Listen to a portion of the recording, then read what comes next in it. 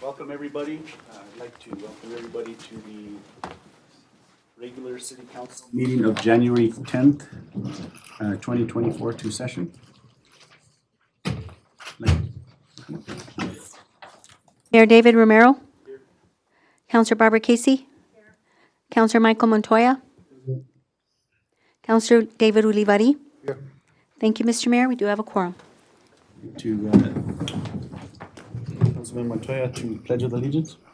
Pledge allegiance to the flag of the United States of America and to the republic for which it stands, one nation under God, indivisible, with liberty and justice for all.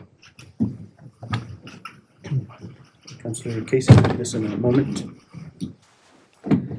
Let us take a moment to reflect on the citizens who have passed away recently. Janet Remeniuk comes to mind. Her husband Tibor used to attend every single council meeting, and Janet has been a member of various community organizations and has done a wonderful job in promoting scholarships for the schools and literacy programs for children. And I would like her remembered in your thoughts and prayers, and any others that you might know personally who have passed this last month. Mr. Mayor. Councilman Montoya. Also, I'd like to send out the condolences and prayers to the Martinez family. Mr. Tony Martinez Jr. served, I believe, 8 years as a city councilman, 12 years as a mayor, probably the longest mayor in the city of Las Vegas. His wife, Viola Martinez, well-known person that worked for the bank downtown for many years, passed away on December the 25th. And we keep the family in our prayers. Thank you, Mr. Mayor. Thank you. Thank you.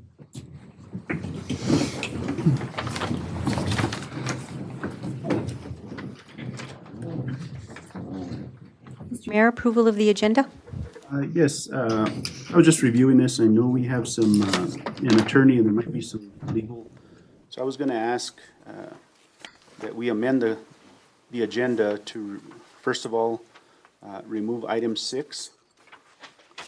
If we could table that one. Also, after presentations, we move item 15, which is executive session. Remove item 6? Yes. And the removal of item 6 is just, I'm hoping that until we get full council, that we could put that item on. Mr. Mayor, for clarification, are you talking about Roman numeral 6 or Yes, business? Roman numeral 6. Roman numeral 6. Sorry. Hold on a second. And then the other part was 15, item Roman rule 15, after presentations. Items 1, followed by item 9, and then followed by item 10.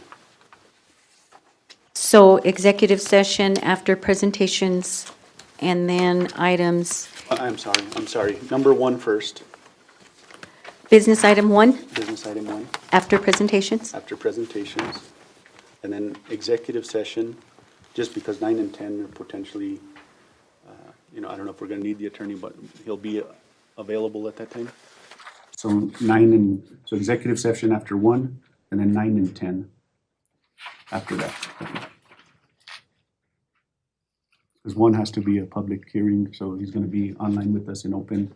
And then the other items, the executive session. We got that clear? You just need a motion. My recommended changes to the agenda. Mr. Mayor, I disagree with the difference of the agenda. I think that numeral item number 6 should be presented as presented on the agenda.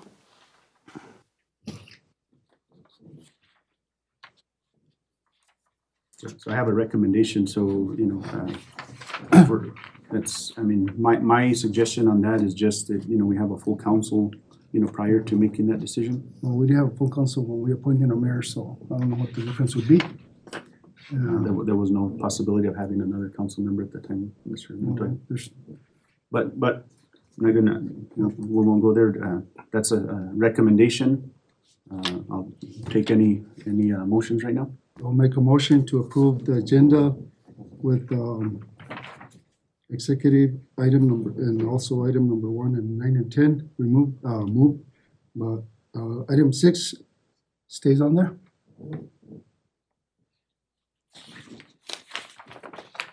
We have a motion, do I have a second? Second, Mr. Mayor.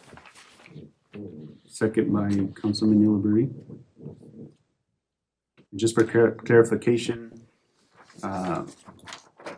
after presentations, it's number 1, business item, executive session, Roman numeral 15, and then 9 and 10, am I correct? Okay, roll call, please. Yes. Number- Clarification. Is Counselor Montoya's motion only for item 6? Or for the other recommendations that you also made? No, just item 6, item 6. He removed from my 6 stayed recommendation. on the agenda. So the only changes he accepted on my recommendation were. I know, but we're only voting on item 6 right now. No, we're voting on approving the agenda as noted by moving executive session in item 1, 9, and 10, and leaving numeral number 6 on the ballot, on the agenda. Okay. Roll call. Counselor Casey? No. Counselor Olivari? Yes. Counselor Montoya? Yes. I have a motion by Counselor Montoya, second by Counselor Olivari. Thank you, Mr. Mayor. Motion carries. So moving on to nomination of Mayor Pro Tem. At this time, I'll take nominations. Mr. Mayor, Councilman Ulibarri. I nominate Councilman Montoya for 2 minutes. All right, any other nominations? Can I have a second? One second, Mr. Mayor. Second by Councilman Montoya. Roll call. Counselor Olivari? Yes. Counselor Montoya?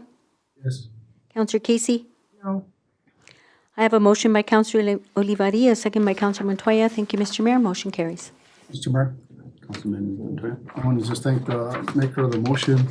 I know you've served for a few years on there, and Councilor Casey has served for a few years there. And 1 year. For 1 year? 1 year only. Oh, 1 year. Yes, those, how long terms are for 1 year? Yeah, well, Councilman Romero served more than 1 year. That's when I thought it was 2 years. But regardless, I had the pleasure of that. Council. it's my pleasure to be able to assist. And thank you for that nomination, Mr., and the vote of confidence. Mr. Councilman Ulibarri. Thank you, Mr. Mayor. Thank you. Mr. Mayor, moving on to public input. We have no public input this evening. Therefore, moving on to mayor's appointments, reports, recognitions, and proclamations. At this time, I don't have any appointments or recognitions. I do, just kind of want to keep up, the governing body, hopefully have continued to be open and transparent. If anything, I ask you guys, if there's any issues or anything like that, you come to me. I want to make sure that we have that transparency and that togetherness and transparency. I don't want to hear in the community that things are being said and I think if we're gonna work together, and I'm just saying this in all general. I know it's only been 1 month serving as mayor, but I want to make sure that we continue with that. If there's anything, please come to me directly. And that's all I want to say. I want to thank you, Tim, for, it's only been a month. I know you have your report, but, it's this past month since fully in the full capacity, I guess, is the official capacity. It's been a little more time consuming, but again, it's, catching up Tim and, working with all the directors and then, helping him with what he's been doing. thank you to everybody that has, shown their support, and we'll just continue to move forward and stay positive, and I hope that's the way it continues to be. Thank you. Mayor, moving on to councilors' reports. Mr. Mayor. Councilman Uluvari? Yes, I just want to thank the road department for all the work that they did when we got the snow. They kept the streets cleaned and traffic going through. It was let us know that we got in, and they did a good job. I know they go in early in the morning and they work 8-10 hours a day just to clean the streets. I want to thank them for the good job they're doing. Thank you. Sure. Councilman Montoya? I do also want Thank the Public Works Director and his crew because of all the beautification they did for Christmas on the decorations on the Gainas River, which was a last minute thing. A lot of effort went into that. I would like to tell the city manager, interim city manager, that I think in the near future, we ought to look at the compensation for the Public Works Directors and also the employees in that department, because whenever you give any administrative time off for snow, late hours and stuff like that, or holiday, or council gives holiday pay with pay time off. I don't think these guys are getting it, and they're having to be out there working. It's like the police department, when they work on holidays, they get compensated. I think this crews and these individuals ought to be also compensated while others are sleeping or doing other stuff. They're out there early mornings and late nights. So let's see how we can fix that up and make it happen. The other thing is I want to thank 3 elves that I had Through Christmas, and that was Dan, Benny, and Jake that assisted me in decorating my 12th Street property, and it brought a lot of smiles and a lot of people, a lot of compliments, a lot of thank yous, a lot of we'll help you next year, a lot of good positiveness came out of it, and a lot of kids, basically, they were happy, and the smiles we brought to them, was enjoyable. So I want to thank those 3 elves for helping me out. Thank you, Mr. Mayor. Mr. Mayor, Casey? I also want to thank the Public Works Department, and they were out at 3 o'clock in the morning, scraping the ice off the streets, and it's a huge job. We have a lot of streets in Las Vegas, and all of them need attention, and everybody wants their street cleaned first. So I don't envy them one bit. And I want to thank Mr. Lopez for taking my phone call early in the morning, also on a weekend, and saying, "What's happening?" So he was very helpful, and I appreciate that very much too. And we have wonderful, wonderful employees that don't complain about being out there. I mean, at 3 o'clock in the morning, it is really cold. And they were out there working, and they put in long, long hours, and people should thank them every chance that they get. Thank you, Mr. Mayor. Thank you, Councilor Casey. Mr. Mayor, moving on to our city manager's report, we have our interim city manager, Tim Montgomery. Great, thank you. Mayor and council members, thank you for the opportunity.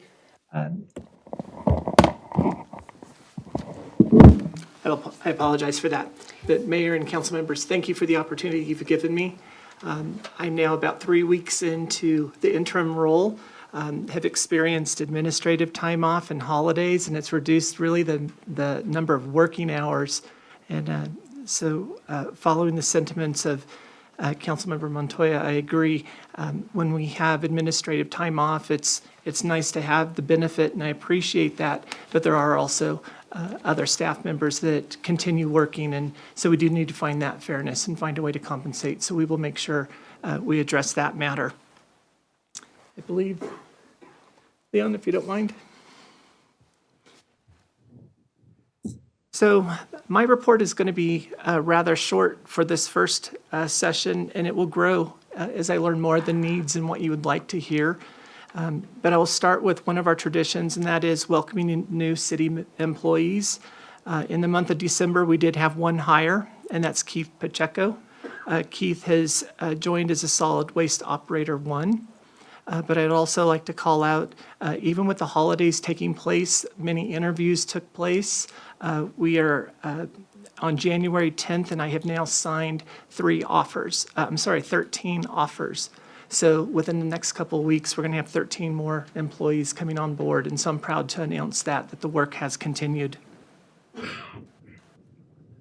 Some of the things I would like to talk about are the times I've been here. I've been focusing on our business focus, primarily meeting with FEMA, the North Central New Mexico Economic Development District, and our departments to ensure that we're maximizing the funding from the fire damage as well as mediation plans. We've also been working on water rights agreements. We also have the capital, I apologize for the font, I'm not sure what changed there, the capital appropriations and grants to get a really good handle of what is the population of appropriations and grants that we have, understanding revert dates, and making sure that we're completing those projects so that we don't revert any funds back to the state or the grantors. We have completed the mid-year budget review sessions. Those have gone really well, and I will report that financially I feel like we're in a good position. Those conversations have also extended over, though, to different issues that are taking place within the departments to just help me understand what's taking place in the departments, challenges that are taking place, as well as opportunities. So those meetings were incredibly successful in my mind. I'm also working on just becoming informed on as many projects that are taking place. Learn as much as I possibly can. And the focus is seeking continual improvement. So along with that, my communication focus, I hold biweekly meetings with each director to really have a one-on-one session and learn more about those departments, learn more about the challenges, the opportunities that we have. I also hold regular meetings with all the directors as a group. This is a time for everybody to become aware of what's taking place within each department, be more aware of stressors, communication issues, or delays in communication. And so that's really the goal of that, so that we are all aware of what's taking place across the city. Also, providing updates to the governing body. One of the areas that we're really trying to focus on is public service announcements. I'm very aware of not having quorum, but providing information only. So that is something I'm focusing heavily on, as well as providing the thank yous and the appreciations. And again, I want to thank you for recognizing those that you did earlier. I would also like to recognize during the New Year's weekend, we had our water department working late into the night to work on a leak that took place over on 7th Street.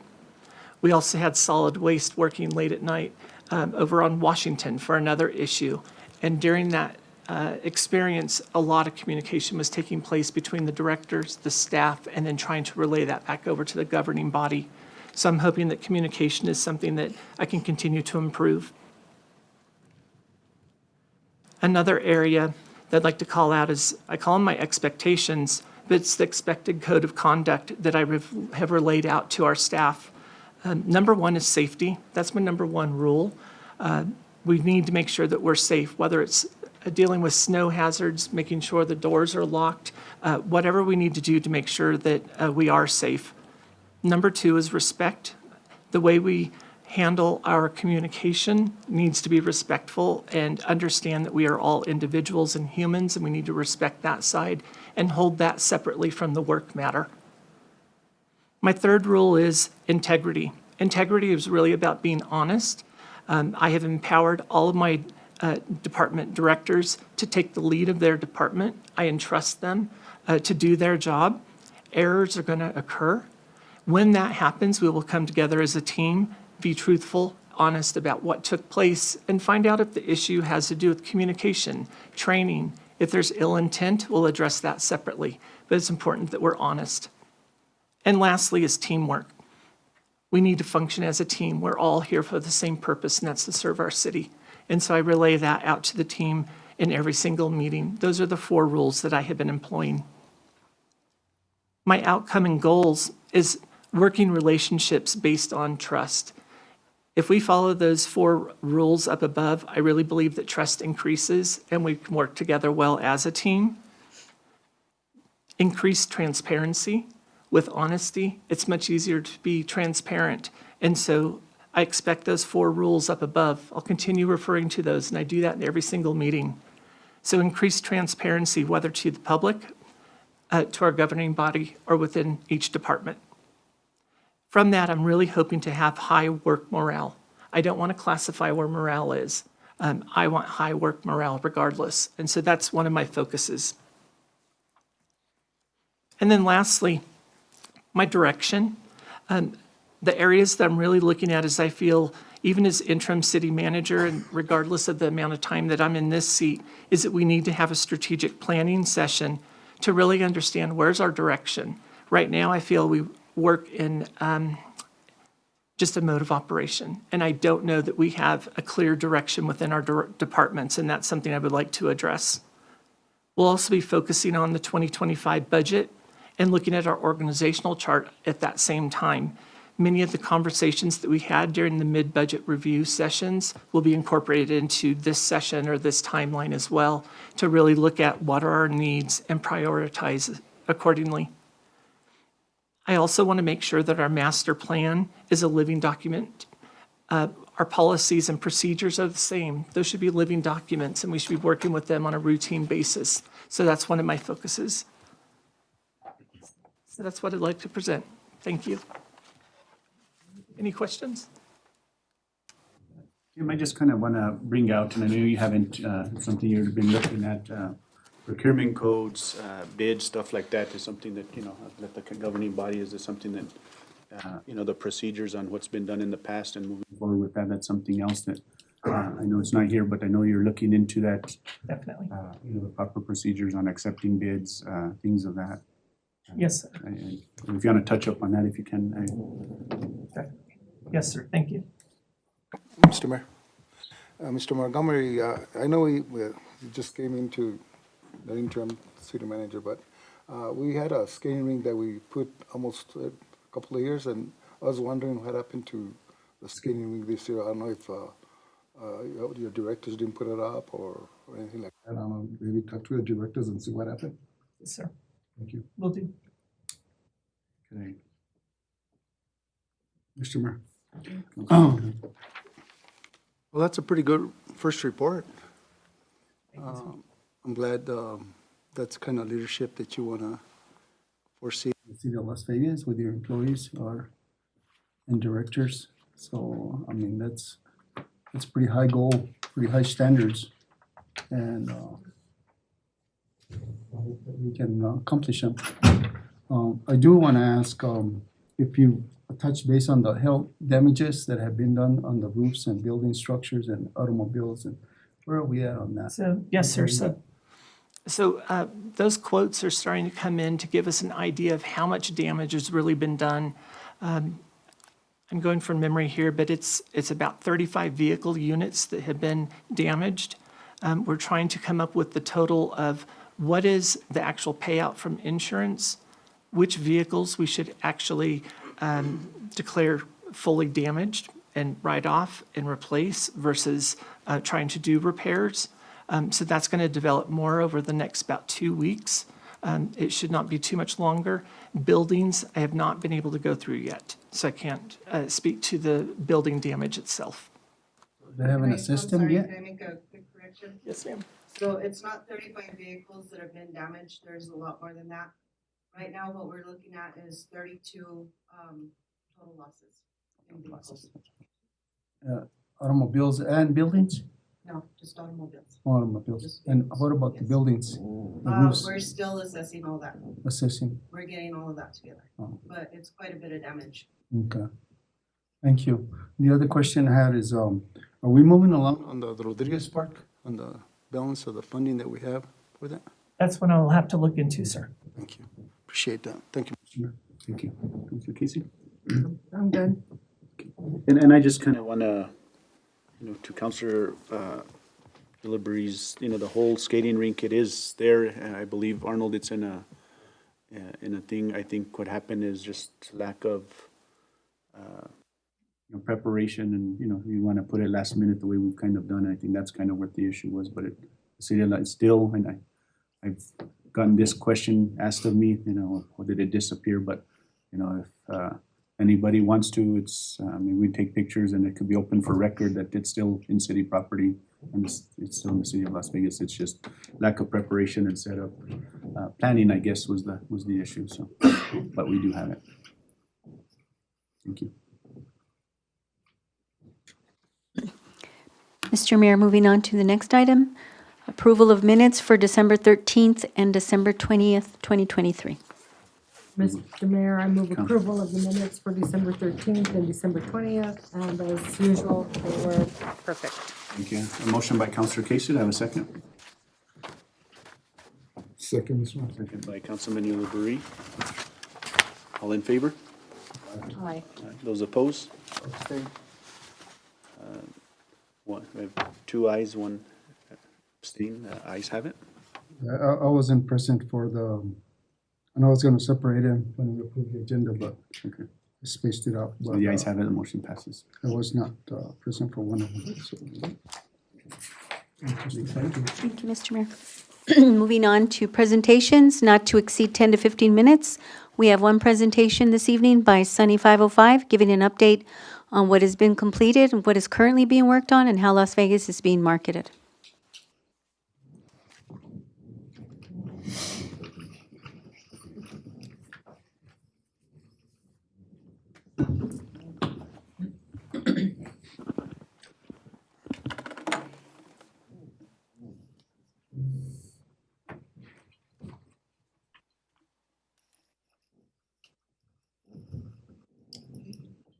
Mayor, council members, thank you so much for having us this evening. My name is Desiree Vega Garcia. I'm with Sunny 505. We're going to give you an update of what we've been working on the past 6 months with the city of Las Vegas as it means for tourism.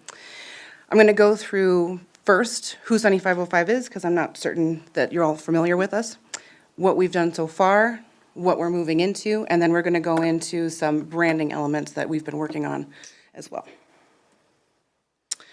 Sunny 505 is local New Mexico firm. We're women-owned. We are the largest advertising and communications firm in the state.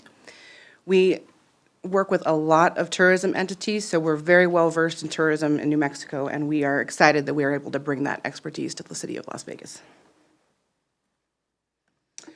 What we've completed so far in our 6 months working with the city of Las Vegas, we developed a brand-new website, just a tourism-specific website. We've also been working on tourism rebranding, so this is logos, color palettes, et cetera, that would be separate from what the city does. This is just tourist-facing.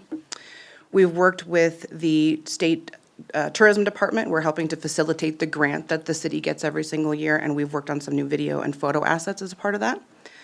We've done some public relations, print advertising, and then we're also going to be doing some digital advertising as we move into the next 6 months of our contract.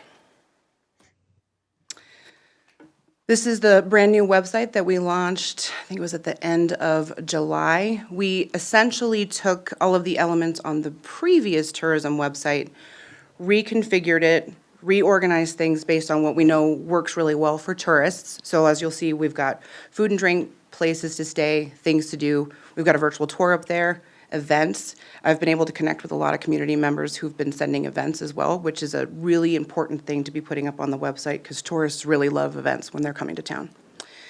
And the great thing about this website is it resizes based on the device that's accessing it. So it's mobile friendly, which we know about 60% of all travel research is done on a mobile device. So it's really important that this is mobile friendly. So if somebody accesses it on their phone, it's going to completely resize. They'll be able to navigate it really easily and get to the information that they want. We also held 4 focus groups in relation to the tourism branding because it was really important for us to engage with the community and see what is it that we want, what story do we want to tell about Las Vegas. And Councilor Montoya was a participant with us, and we appreciate that. We did 4 focus groups, and then for individuals who couldn't attend the focus groups, we did a survey so that they could just kind of fill that out at their leisure. And we, people, sometimes they don't have time to come spend an hour and a half at a focus group. So that was our option to make sure that everybody's voice was heard. New photo and video assets. I'll give you a little taste of some of the things that we've developed with the State Tourism Department.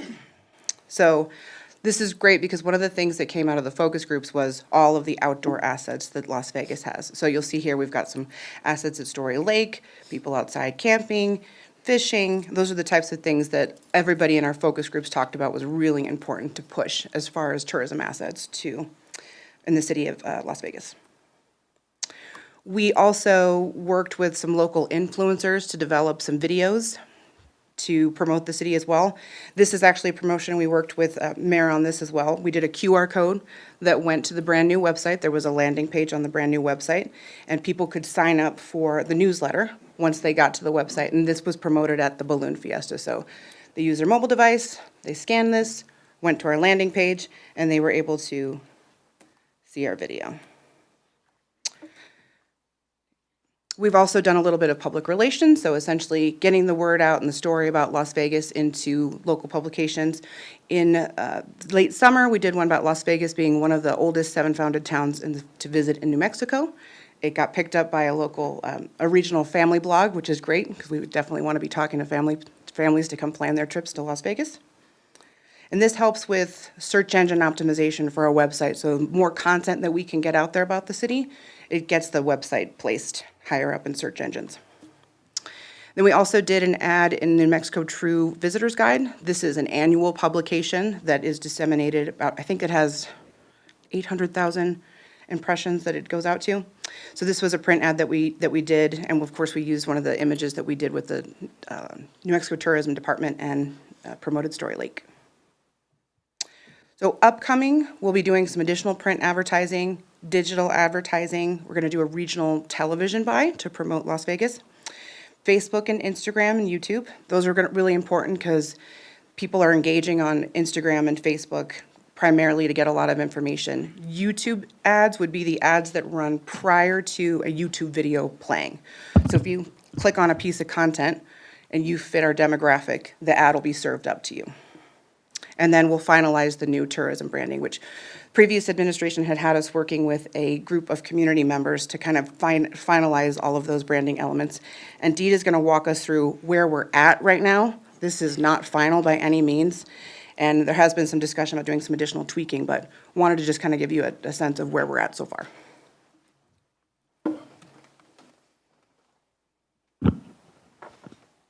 I'm pretty loud. I don't know that I need a microphone. Blame that on a big Hispanic family, right? What's your name, please? My name is Dita. Ah, there we are. Okay.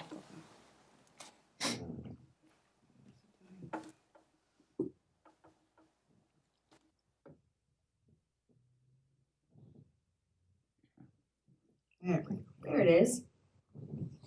Okay, so the first thing we're going to look at is the Las Vegas color palette.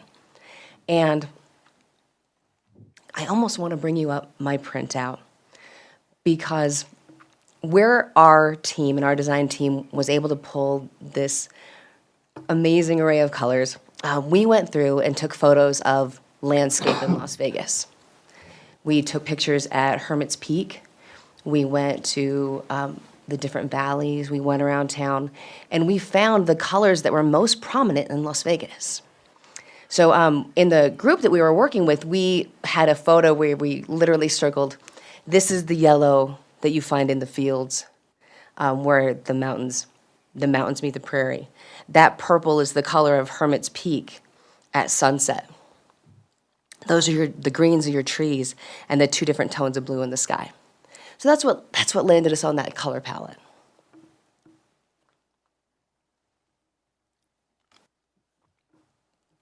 Okay, Las Vegas. This is a custom font just for Las Vegas. As after our focus groups and looking at surveys and putting together all of that data, and that's what I personally did that, and listened to. Well, I snuck up here a couple times and had dinner and and just spent some more time with folks. Something that stood out to us more than anything else was the importance of the history of Las Vegas, the historical architecture, the pride that is taken in the train and the train station. And so what you'll notice about this font, it's a hand-drawn font, is that the lines go back to early railway. So the top of the V and the Vegas and the A look like the early steamliners. But then the length in the tops of the A's and your G's and your L are architectural throwbacks. So we want to make sure that we honor all of the historical buildings of Las Vegas.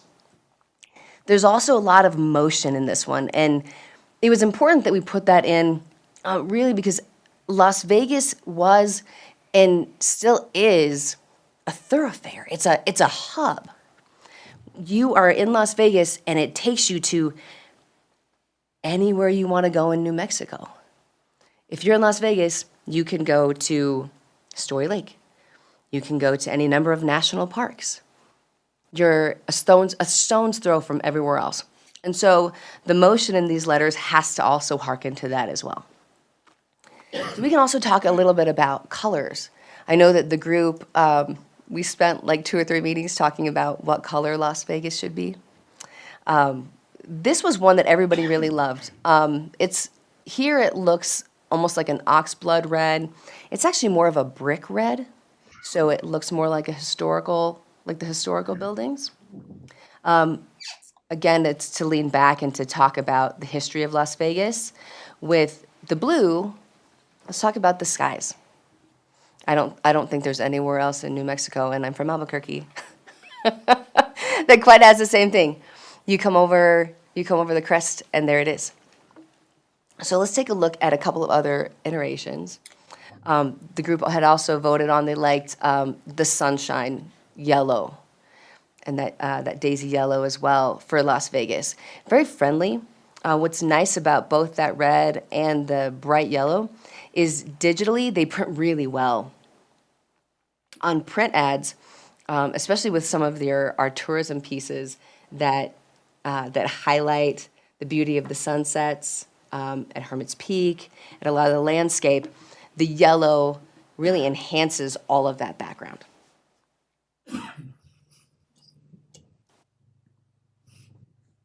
It looks really orange here. So Las Vegas, this is Las Vegas it's kind of a rust color.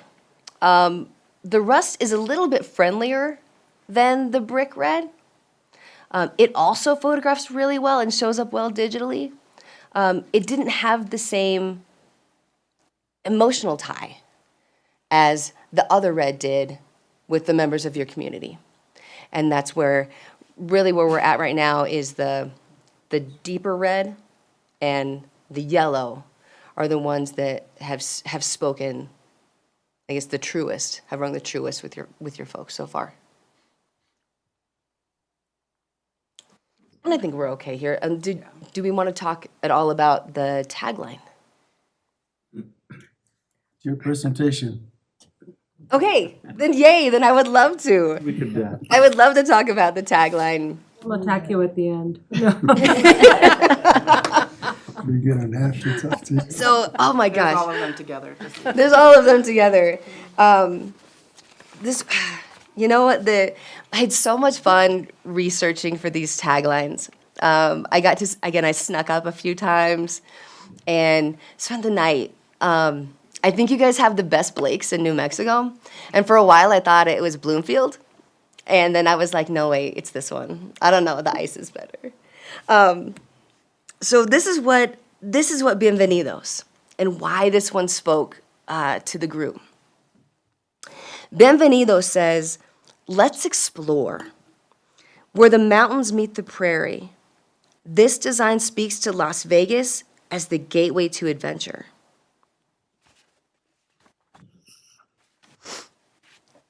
And there's nowhere in New Mexico as welcoming as Las Vegas. The community has never met a stranger. They've only welcomed new members to the family. If your heart's a little heavy and you aren't sure where you belong, you only need to go to Las Vegas. There, someone looks you right in the eye and smiles. They say hello with warm authenticity and invite you to embrace the comfort of the heart of New Mexico. Beautiful landscapes, amazing food, and the culture of familia.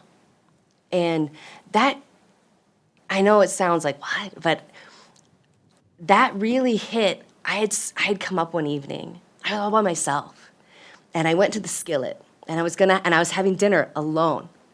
And this really sweet couple were like, "What are you doing? Like, you're eating by yourself?" Like, absolutely not. And they're like, "You can come sit with us." And I sat there and had dinner, and we had friends, and we made friends, and we had karaoke together, and it was crazy. And I met so many people. Like, I'm by myself. They don't have to embrace a stranger, but like, that's what Las Vegas is. And every time I came up, I made friends at Allsups, and I learned about where to get the best beef jerky at the gas station that's down the street from the Dairy Queen. Las Vegas, it's bienvenidos, it's welcome, and you belong here. So that's where we got the bienvenidos tag. Okay, any questions? We'll stand for questions. Councilor Casey? And when you were going through the color palette, Yes, ma'am. the background that is the color of the upper, Hopefully I don't make like anybody dizzy. the rust color. You know, can I show you on the print so you can see it a little bit better? Are you okay? My only concern was that one of them is, you know, it all says Bienvenidos Las Vegas, different colors. The one that's the dark brown background with the blue letters, you can't see the blue as clearly as you can in others, okay? Then on the photos that you showed us for New Mexico True, there's a picture of skiing, snow skiing. We don't snow ski here. The closest ski place is Sipapu on the way to Taos. And so I don't think that should be put in any advertising for Las Vegas because it doesn't exist. And we don't want people to say, "Oh, let's go skiing in Las Vegas," when there's no place to ski. Oh, it's paddleboarding. But your ad No, is there's a paddleboarding. ski- No, there's a, This is the snow skiing is the magazine cover. Oh, that's just the oh, magazine okay. cover. Your ad is the paddleboarding on Story Oh, Lake. okay, okay. It was just to Got get it. context, yeah. Okay. Then, on one of the first slides that you showed, I didn't bring it with me, but I was given a copy of the little blurb on there about lodger's tax. I have a concern about that. Can you put it back up and read it, because it's very small to read, lodgers? Oh, on the website? Oh, I see what you're saying. Yes, halfway down? Yes. Yes. Could you read it, please? Because it's like, Let me see if I can do I need a that. microscope to see it. So it's, Because that's a screenshot of the website. Yeah, it's a screenshot. so it's a notice that, We'll pull it up. Well, that's what I wanted. I want everybody to be able to hear what it says. What it says, yeah. Nice try. Okay.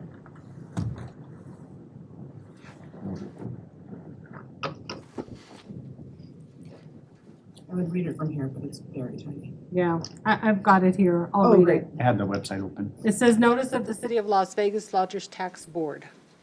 Notice is hereby given that Lodgers Tax Board of the City of Las Vegas is accepting applications for eligible applicants to apply for initiatives focused on advertising, promoting events, publicizing attractions or infrastructure related with tourism within the City of Las Vegas. Deadlines for applications are February 15th, 2024 at 5 p.m. and August 15th, 2024 at 5 p.m.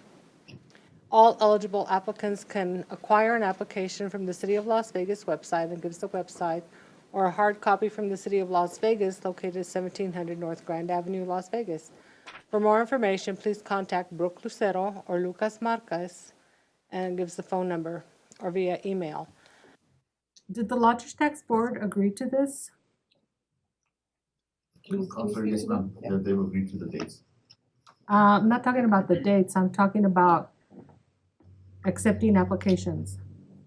Yes, ma'am, we've gone ahead and started advertising for applications, starting in December. Okay, because to me, and I don't want to be mean or anything, but to me, all of those things are things that you should be doing. So why is the Lodgers Tax Board doing this instead? I think the main point was to get the dates out so that we could give people plenty of notice. I'm not sure how it wound up on the website. I don't know, Brooke could talk with Desiree. Yeah, she'd asked me to put it on there. So I'm not sure about how it wound up there. I just know we've gone through the radio stations and the optic here locally, is what we've done. Okay, because to me, advertising, promoting events, publicizing attractions and infrastructure, that's what Sunny 505 is hired to do. That's why I don't understand why the Lodgers Tax Board is doing this. I believe, Councilor Casey, I think probably because there's still funding available and they need to, so they're opening it up for the other like entities for tax funding. Am I correct? Yes, sir. Is that what? Okay. Because in my opinion, that little blurb there doesn't make you guys look very good. Yeah, and I had spoken to Brooke and asked if this was something that we could bid on as well.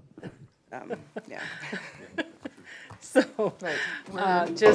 when I saw that, I'm like, why is this here? You know, I didn't have any idea, and if it's something that your company produced, and I thought, why would that be there if that's what they're supposed to be doing themselves? Yeah, So, I'm not sure if it's a separate thing. I was very confused about that, so now I have a better idea, but it's just Might have- kind of like, you know, what's happening there? It might have been Wake up. just an intent for, other applicants to, apply for that funding to promote events and stuff like that. Yeah, But maybe it shouldn't have been on the tourism website, but, yeah, but that's probably just communication. okay, maybe that can be changed in the future, the real near future. If it were up to me, like now. We'll keep working hard for you. But it just struck me as strange for it to be there when, that's your job. And it's like telling people, do this job for us. And, that was not the intent at all, which I figured it probably, either I misread it or it was inadvertently put in there or whatever. But that's what I needed to know. Okay. Thank you. I think that's about it. Councilman Montoya? So we approved this contract, 6 months ago? And how many meetings have you had in town with organizations or neighborhoods or? 5 meetings? Mhm. And this is the outcome so Six, far? I'm sorry, 6. This is the outcome of so far of what those meetings gave out? So we've had 6 in-town meetings and then 4 online meetings. And yes, this is the outcome. The logo is the outcome of all of those meetings, absolutely. And this website started out when? July. In July of last year it started? And how many visitors have you had? I will get those statistics for you. I don't have them handy, but I will get them for you. I'll do a follow-up report. And pamphlets or any literature? We've done a reprint of the trail guide that we did for the Balloon Fiesta, but we've not created new pamphlets yet. Did you see those? Yes, they were. Okay, so I haven't seen them. And how many times have you met with their city manager on this? Oh, goodness. Half a dozen times? Half a dozen? Okay. And where are you on your Budget on this? We are about a third of the way through, so we have about 130,000 left. And what's the plan for this year for that? So to facilitate the tourism grant, that'll be one of the things that we're helping with, because it opens up again in April. And then we'll also be doing some digital advertising and some regional television advertising as well.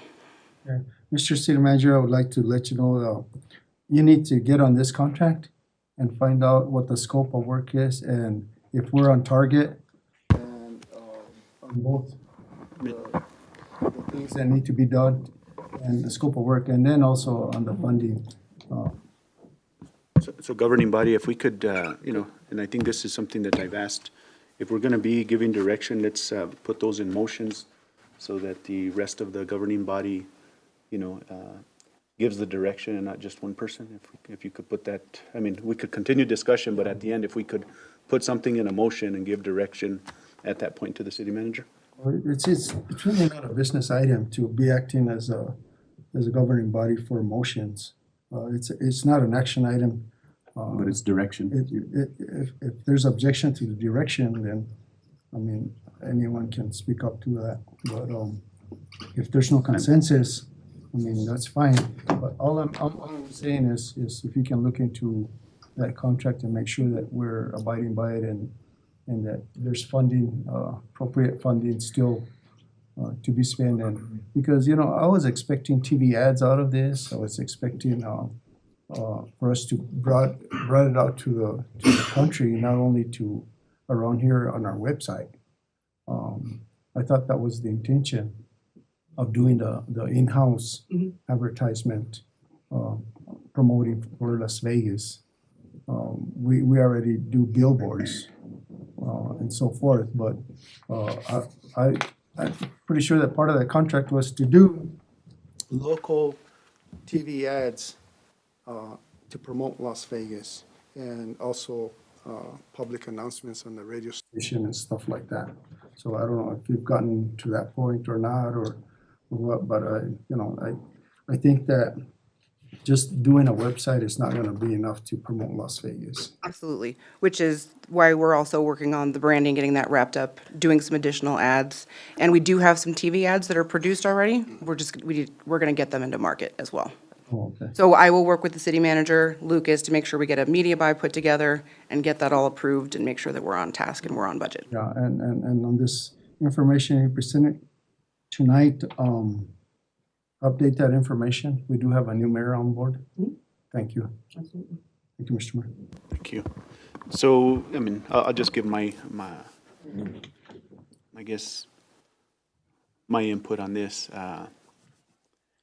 I don't know what the participation was in those meetings. I wasn't able to attend. I know you mentioned Councilman Montoya made it. But and again, stepping into this mayoral role, and I hope I don't offend anybody here, but I don't feel that enough public participation, was made. I know I stepped into one meeting with the previous city manager and just a few other individuals, and I kind of questioned at that point, like, how were these chosen, especially to give on the tagline, that information. The tagline, to me, should be decided upon more than just, 5 individuals, and I don't know, maybe you could explain, this was, concerns that I brought to it, the city manager at the time. I'm just wondering, like, on the tagline, I'll be the first one here to say I'm not I like what you read off on, on your interpretation, but I'm looking at it and mine, I didn't connect with what you were saying versus me seeing Bienvenidos. That's, again, just my opinion, right? We hope to get more public input on that. And again, I just want to say, I don't know, on the tagline, how many participants were involved in that? It was just the mayor and the city manager, or where all that came about, if you could? Sure. 8 in the group? Yes, we have about 8 individuals that are in our marketing group that the previous administration put together for us. So we've been working closely with them. We had 3 logo options initially. And 3 tags. And 3 different tags, and then we narrowed everything down based on the vote of that group. And it sounds like we've had some discussions with lodger's tax and whatnot. It sounds like we might have some discussion about going back to the drawing board, which is absolutely fine. As I said at the beginning of the meeting, this is not finalized, so definitely open for discussion. And I guess this is my part is, coming into this position, I was asking about some of these contracts. Lucas, I guess, he's fairly new in his position also. And I had asked him if he was, he had input. I guess by that time, this was already kind of decided. And I said, well, before this continue, I know it takes work, right? I know the amount of work this takes to put all this stuff together. And I wish that something at the beginning would have said, well, our group of 8 would have, and presented kind of the way I asked Lucas, to see if you could present to the Lodgers Tax Board and then also now the governing body. Because I didn't want to end up, where you did all this work and then when it comes to us final and we're like, you know what, sorry, completely. And I know you're almost at that point, But this is again, just my input, and this is just presentation, and, if we need to make more of a decision, then we'll do that. But I just feel that, I think more public participation, whether it's a survey online or whatever it takes, and just, we have a real, how would I say this? Facebook community that, they have a lot to say. So, I don't know if we could, tackle that way and kind of get a little more input. I know I've, just asking around, when this came out, I've asked around, and they've thrown some taglines to me, and I'm like, well, how come you didn't? But I think what happened is there wasn't too much participation at those levels that you had at the fire station. I know you had those. But I think, I don't know if we needed maybe to hit radio and some of these other ones and kind of get more, like, make an effort, I think. And I think once there wasn't too much public input in one area, then maybe the administration, and I can't vouch for them, but I'm just kind of assuming, is they said, well, these 8, let's put it together. But I'm the type of mayor that I want more public input, and I'm not just going to settle on just 8 individuals making a decision for such a big, big impact in the amount of money that we're spending. And Councilor Casey. I just want to make a suggestion too, is, bienvenidos is a beautiful word. And there are a lot of tourists that come to New Mexico that don't have a clue what it means. And so is there any way that you can add all that beautiful stuff that you read earlier, saying, say bienvenidos, Las Vegas, New Mexico, blah, blah, blah. And then underneath, say bienvenidos equals or is, and then mention all those things that you said, so that people know what bienvenidos, the feeling of bienvenidos comes across. Yes, the feeling. Yes, instead of just a word, bienvenidos, and it's like, whatever. And there are jokes about that. And there was a family that was traveling through the Santa Fe area. And there are a lot of little villages like Tesuque, Cuyamungue, Pojoaque. And they kept looking at all these, signs. And they stopped because they were hungry at one of those little places. And so they went to the restaurant and they asked the server, could you tell us how to pronounce the name of this place? And so she leaned forward and she said, Burger King.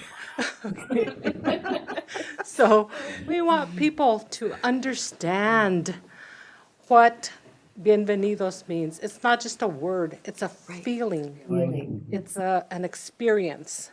Right. And if that could be added, I think it would make the message much more beautiful and more inviting. I love that. Just my opinion. That's great. So I don't know if there's more questions. I know what I'm going to do is I'm going to put on the agenda for action, for review and action of, more direction on what we give to the city manager and to Sunny 505. So I don't know if there's more to the presentation but That's it. thank you guys. And again, I'm glad that we, brought you guys in and, kind of got, I don't know if you could give us a list. I know I stepped in late to the lodger's tax and they were requesting lists of, participants and that and how many and all that. So I don't know if we have that in the surveys, if we could kind of, so when we do review it and take action, then we could. Mayor, I have a whole deck of all the data that we collected from the surveys, all of the individuals who attended. I have all of that information, so I'll make sure that you get copies of that. And then we'll, like I said, we will, we'll have the conversations again. Absolutely. And we'll go from there. And we're happy to be as collaborative as we need to be. And again, like I say, I think there's going to be, more input from the governing body because, we don't want to, have you guys on your own and then it comes to us and you guys have already, spent everything and we're kind of not happy with what's going on. So I want to engage a little more. So thank you. Thank you. Thank you. All right.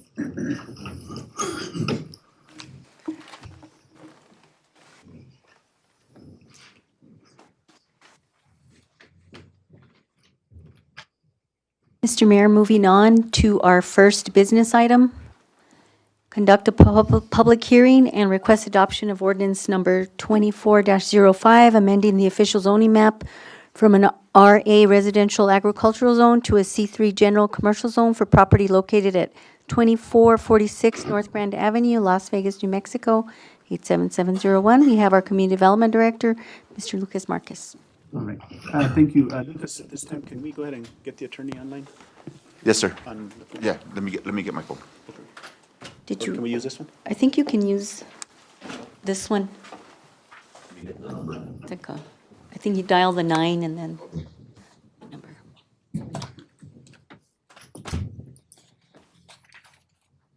So while getting on the, we have to go into a public hearing, so at this time I'd entertain a motion to enter a public hearing. Mr. Mayor, I move that we go into a public hearing for the purpose of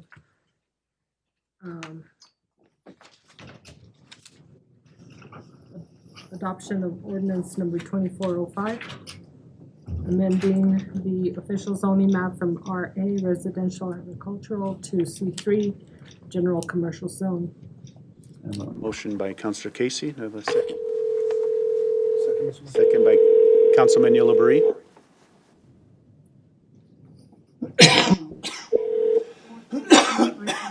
Las Vegas, New Mexico. Hello? Hi. Hello, Gino. This is Lucas here to see Las Vegas. I got Mayor Romero and all councilors here in the meeting, sir. Okay, thank you very much. Good evening, Mayor and councilors. Good evening, This Gino. is Gino So Zamora. we're in the middle. Let me finish this. So I have a first and a second. Roll call, please. Counselor Montoya? Yes. Counselor Casey? Yes. Counselor Olivari? I have a motion by Counselor Casey, a second by Counselor Olivari. Thank you, Mr. Mayor. Motion carries. Thank you, Gino. So, you know the item. Lucas is going to go ahead and start the presentation, and if there's any questions, then we'll ask you. Go ahead and ask you that. Mi- Well, you have to swear in. Mr. Mayor, if I Okay. can swear the Okay, speakers. and at this time, Cassandra will be swearing in anybody that has any.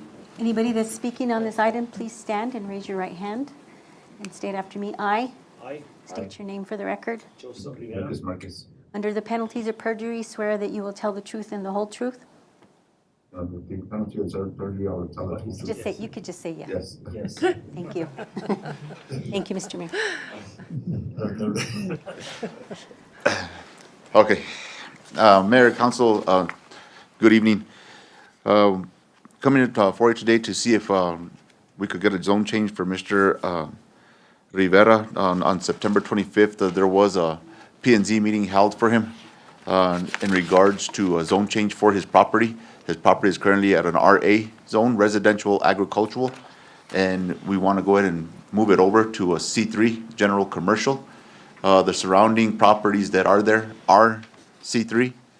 The only one that is an RA is the property that Mr. Rivera owns. That's what I'm trying to bring forward to you guys right now. At this present state, there are some portables that are on the property. So we just need to see if we can try to get these into compliance. Questions? So by changing from residential agricultural to general commercial, the property will be in compliance? With the intentions of Mr. Rivera, yes, we could bring this property into compliance. As it sits right now, with the intentions that he has, we are not in compliance.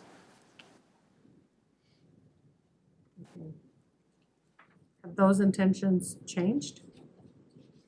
It first started off with the intentions of being a car wash.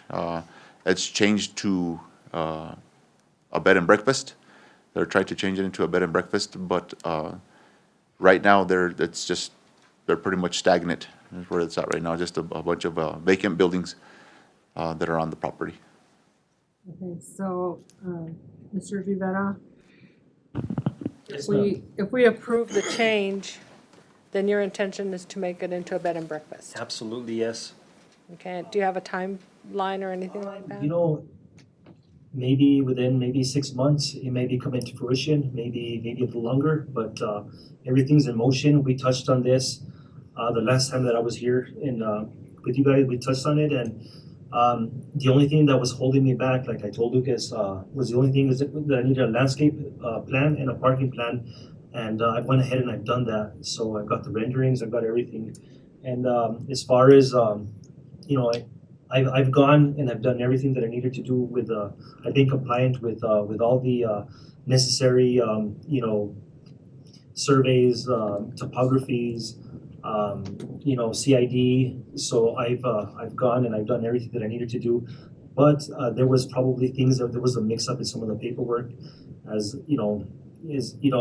maybe the buggy before the horse kind of thing. So some things were done not in the motion that it was to be done, but now everything is in the way that it's supposed to be. Thank you. You're welcome. Thank you. Mr. Mayor, I know, Councilman Montoya? I know, I guess, well, the attorney's on here and he can stop me if I'm out of line. But I know the request is only for the zone change, okay? I do understand There's other issues that you're not in compliance at the present time, for one. I don't know if you permits for 5 buildings, 10 buildings. I have permits for all buildings. The mix-up, I emailed everything to Maria Perea. On the first 5 buildings, that was the first pour. So that was when I got the permits and everything, all the necessary thing with CID. And then there was a second pour, probably maybe a couple of months later or something. So I have everything. Everything is, I have all my permits, I have everything. Okay, but were those submitted to the city? Because I don't think the city has any copies to that. You know what? I gave it to Maria, but I have my other copies right here. I submitted everything. I haven't, Okay.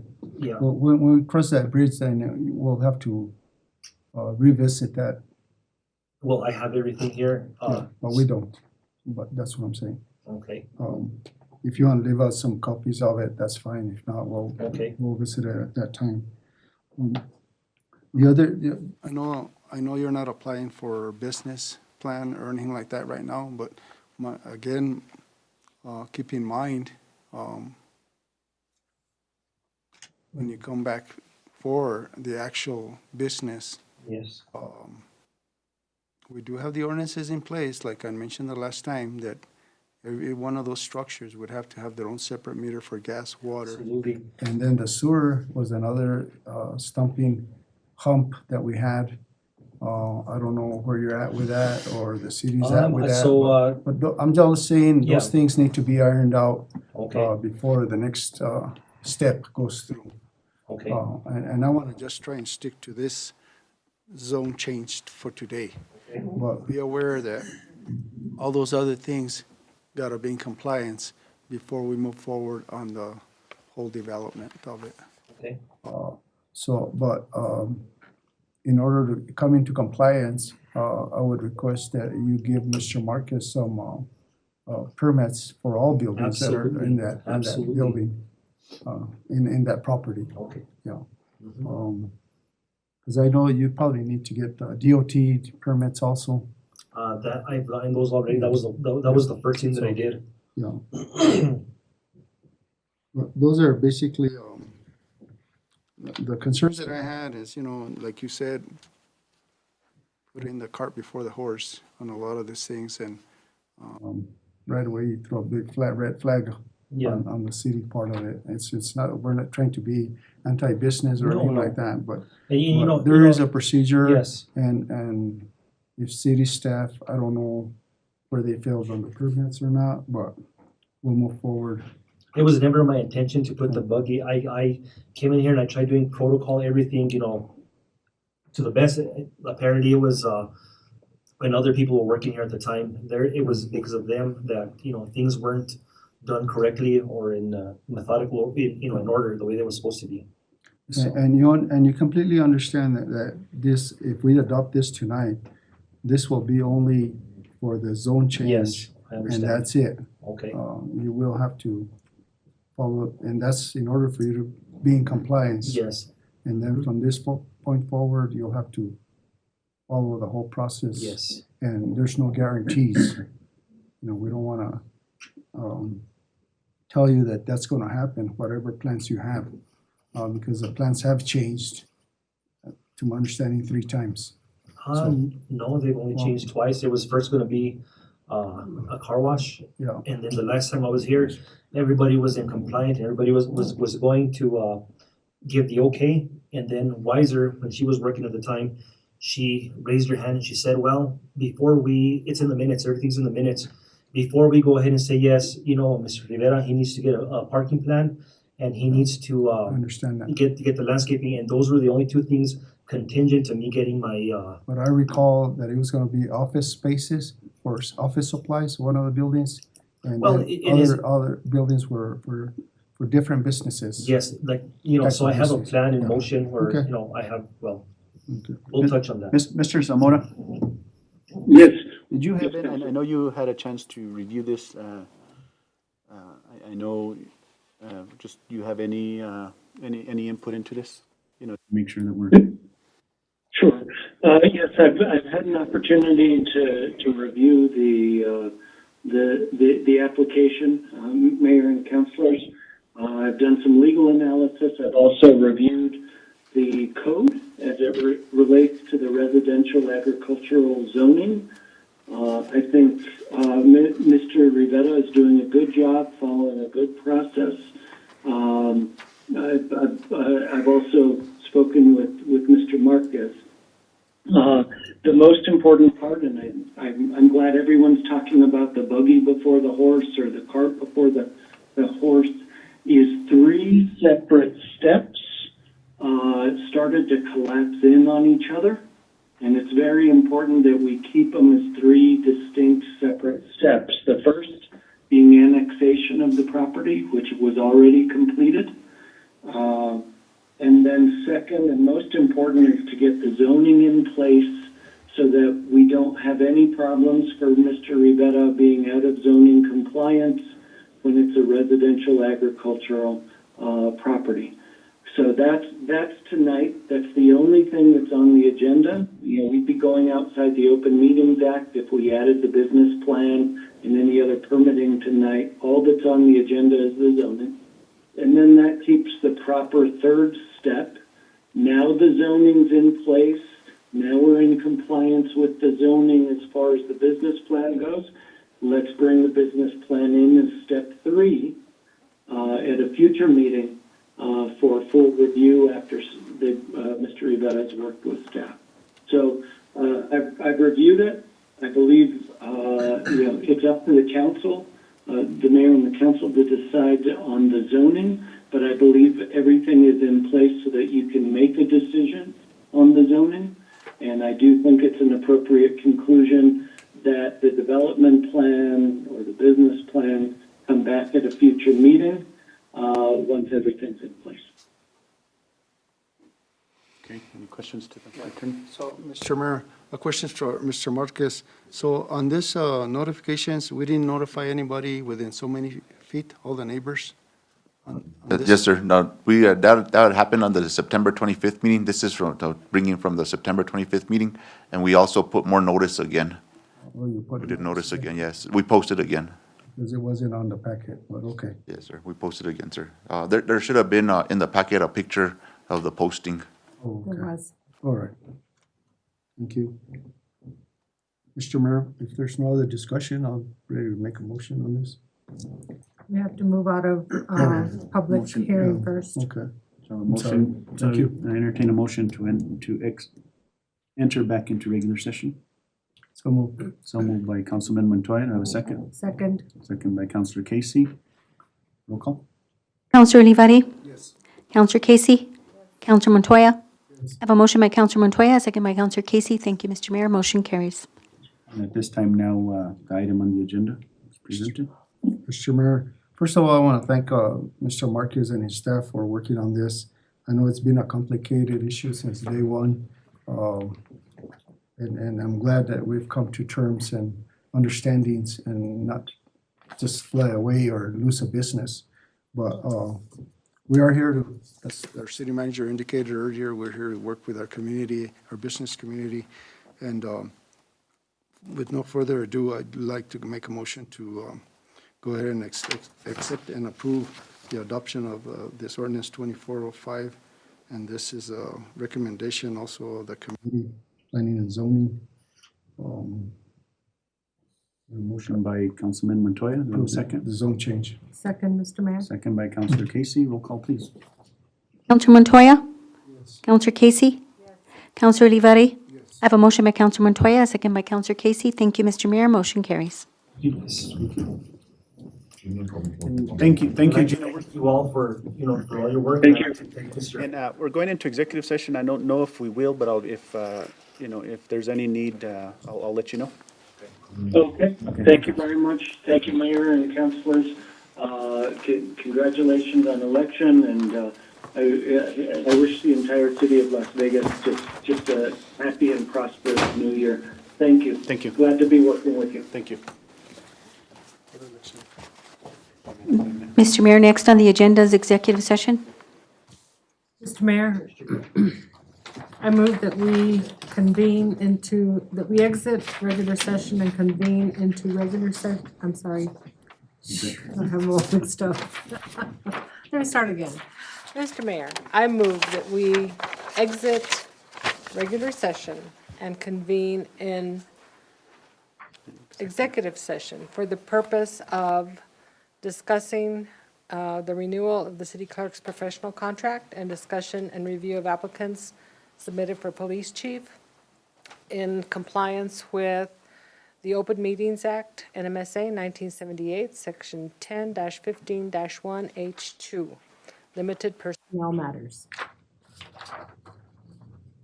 I have a motion by Councilor Casey, do I have a second? Second by Councilman Olivari, roll call please. Counselor Montoya? Yes. Counselor Olivari?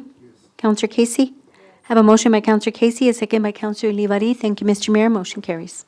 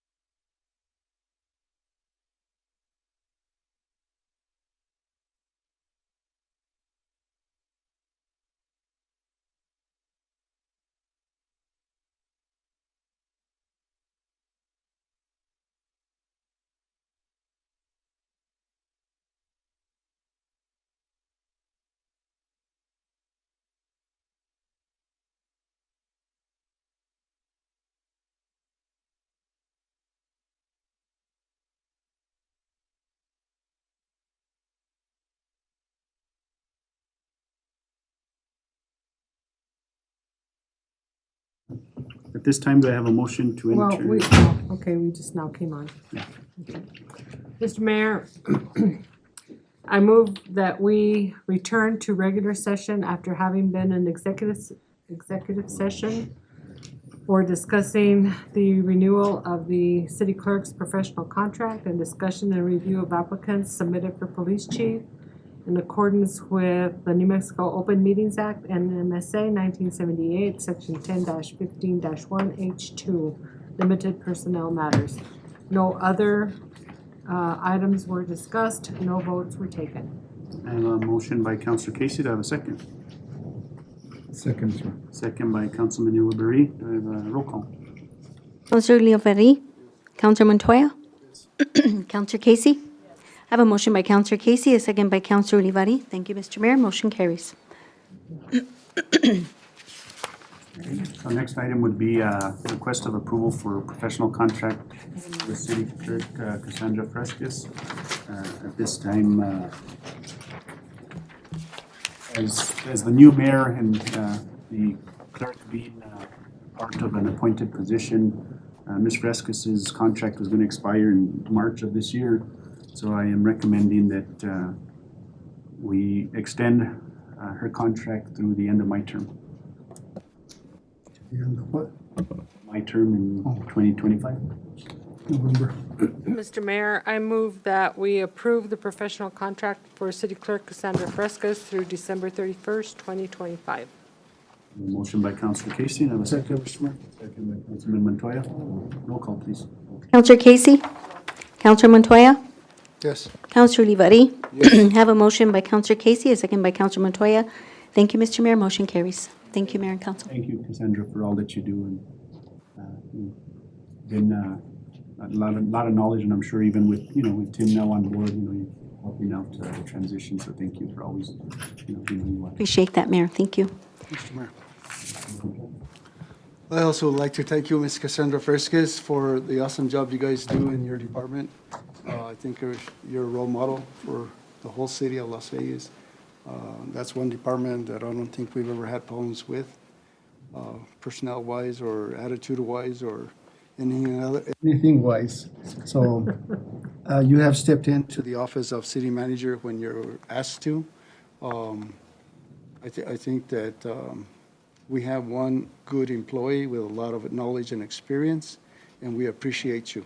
And you'll be here till the end of my term and the end of mayor's term and Councilor. Casey's term, 2025 of November. Thank you. Thank you, Counselor. Moving on to business item number 2. No, sorry, consent agenda. We have, excuse me? Item 10.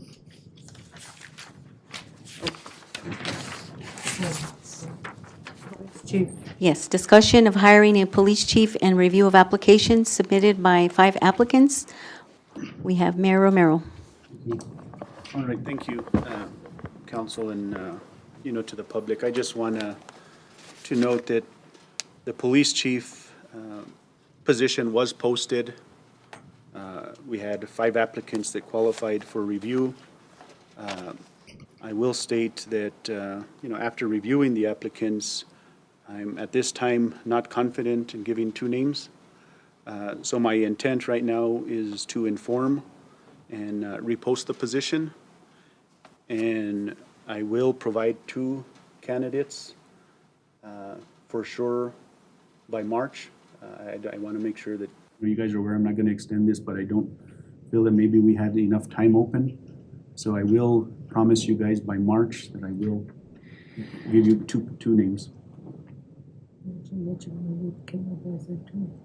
So with that being said, we'll continue with Mr. Marcus's interim until I do bring 2 names to you, and I just will, for the record, section 5.06, and I'll read this out. The mayor shall provide a list of not less than 2 qualified candidates for the position of chief of police for the council to review, and as I mentioned, I don't have the 2 names.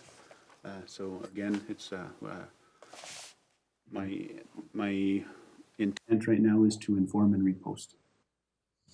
Thank you.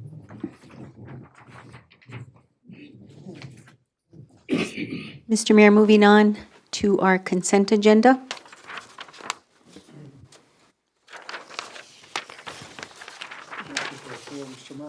Motion by Councilman Montoya, do I have a second? Second, Mr. Mayor. Second by Councilman Montoya. Roll call? Counselor Casey? Yes. Counselor Olivari? Yes. Counselor Montoya? Yes. Have a motion by Counselor Montoya, a second by Counselor Olivari. Thank you, Mr. Mayor. Motion carries. Mr. Mayor, can those be read into the record proper by the clerk, please? Certainly, Counselor. Item number 1, request approval of addendum number 3 to contract 371721 with James Cook and Hobson Incorporated for flight pump maintenance services. Item 2, request approval of addendum number 3 to contract 3721-21 with AGM Construction and Environmental Services Incorporated for hazardous material cleanup services. And item number 3, request approval to formally open up negotiations with the Las Vegas Police Officers Association. Thank you, Mr. Mayor. Thank you. Moving on to business item number 2, request approval to accept edits to the Samaritan House contract. We have our Community Development Director, Mr. Lucas Marquez. Good evening again, Mayor and Council. I come to you tonight with some proposed edits to the contract for the Samaritan House. Mr. Lyons approached me after the initial contract was accepted by council. In that section, in that contract, there are some sections that need to be or that can be revised, and that's going to be,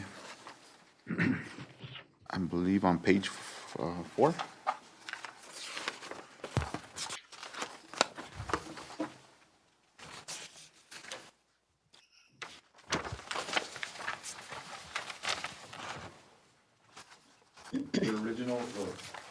The original contract has sleeping accommodations, letter A, from 1,700 hours to 0830 hours in the morning. We'd like to go ahead and see if we can change those hours from 1,700 hours to 1,900 hours and still keep the 8:30 in the morning hours.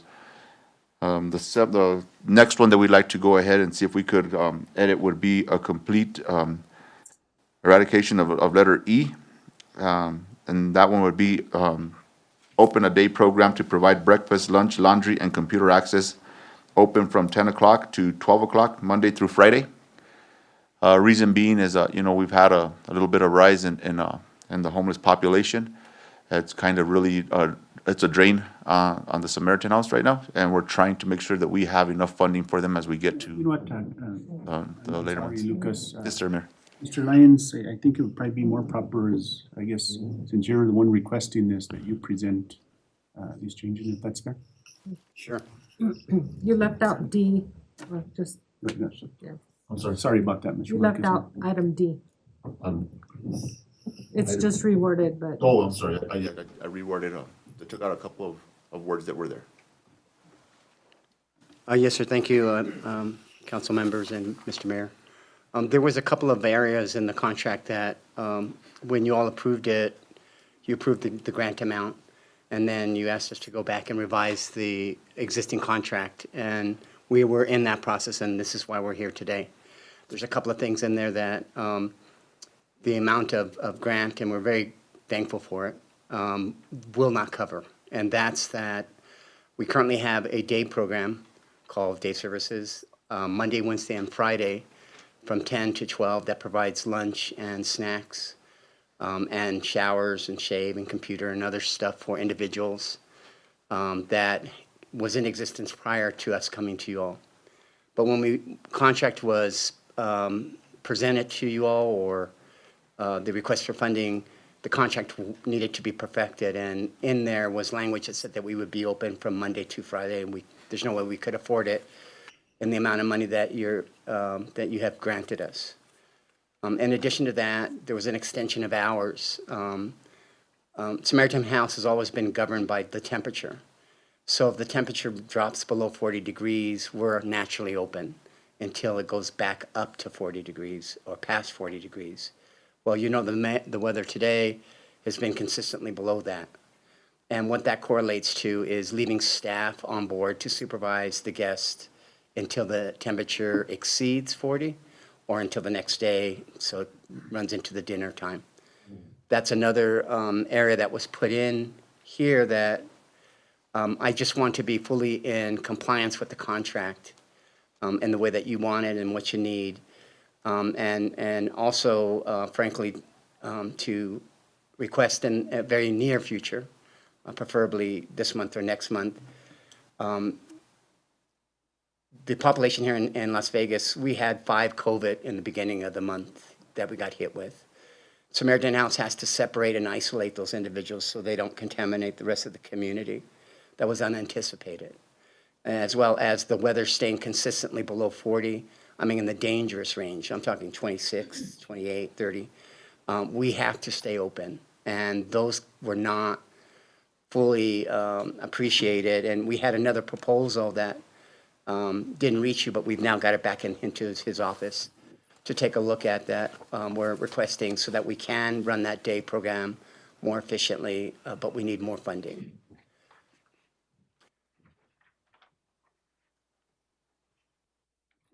Questions? Questions? Mr. Mayor.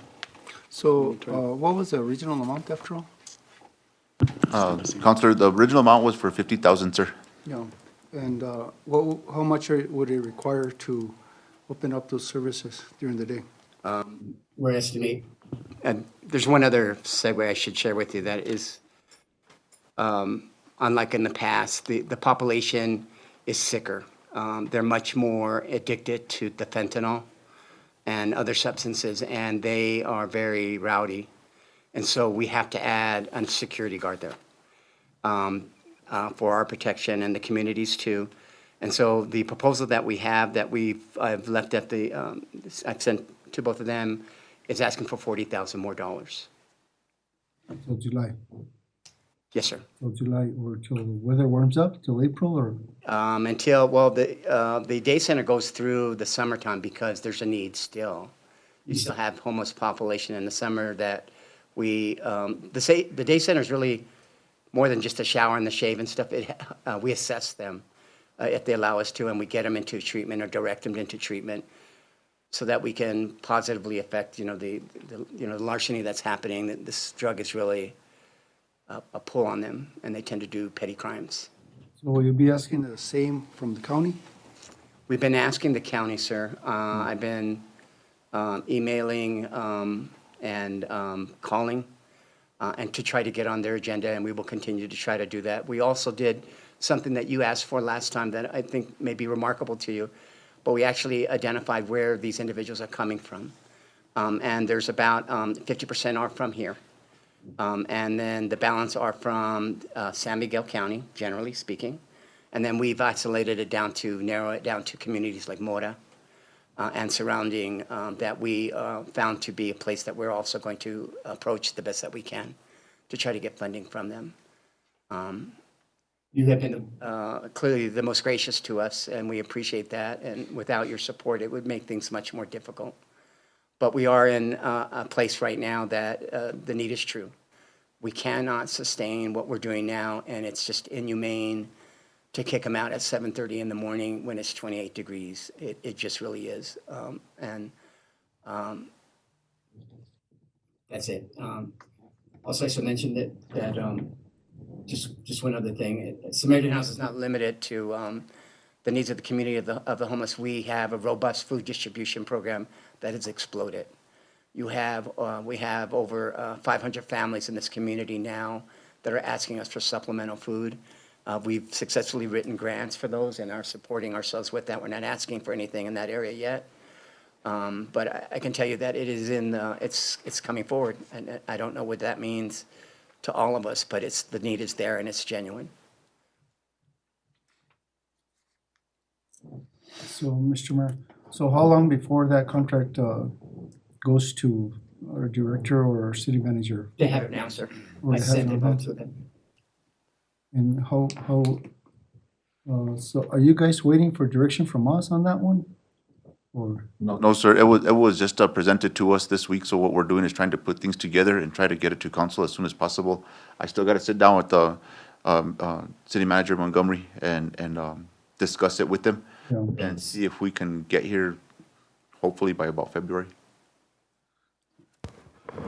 So, All these will be diverted if that contract is approved. Excuse me, sir, I don't understand. All this will be diverted back. I have a copy here that you haven't had the opportunity to look at, but everything that's taken out of this is in there and more for the 40,000. We will be able to more effectively recruit other entities, partners in our community already to do like physical exams, assessment, mental health. That will be part of the day program.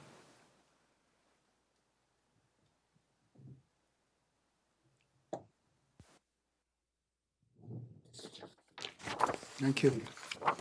Thank you, George.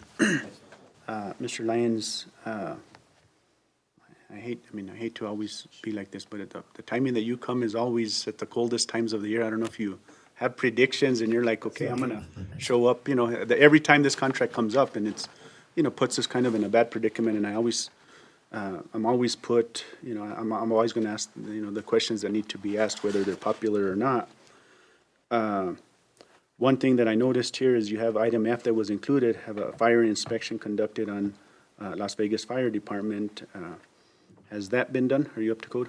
We had one when we first made contact, when I first made contact with you and the past administration.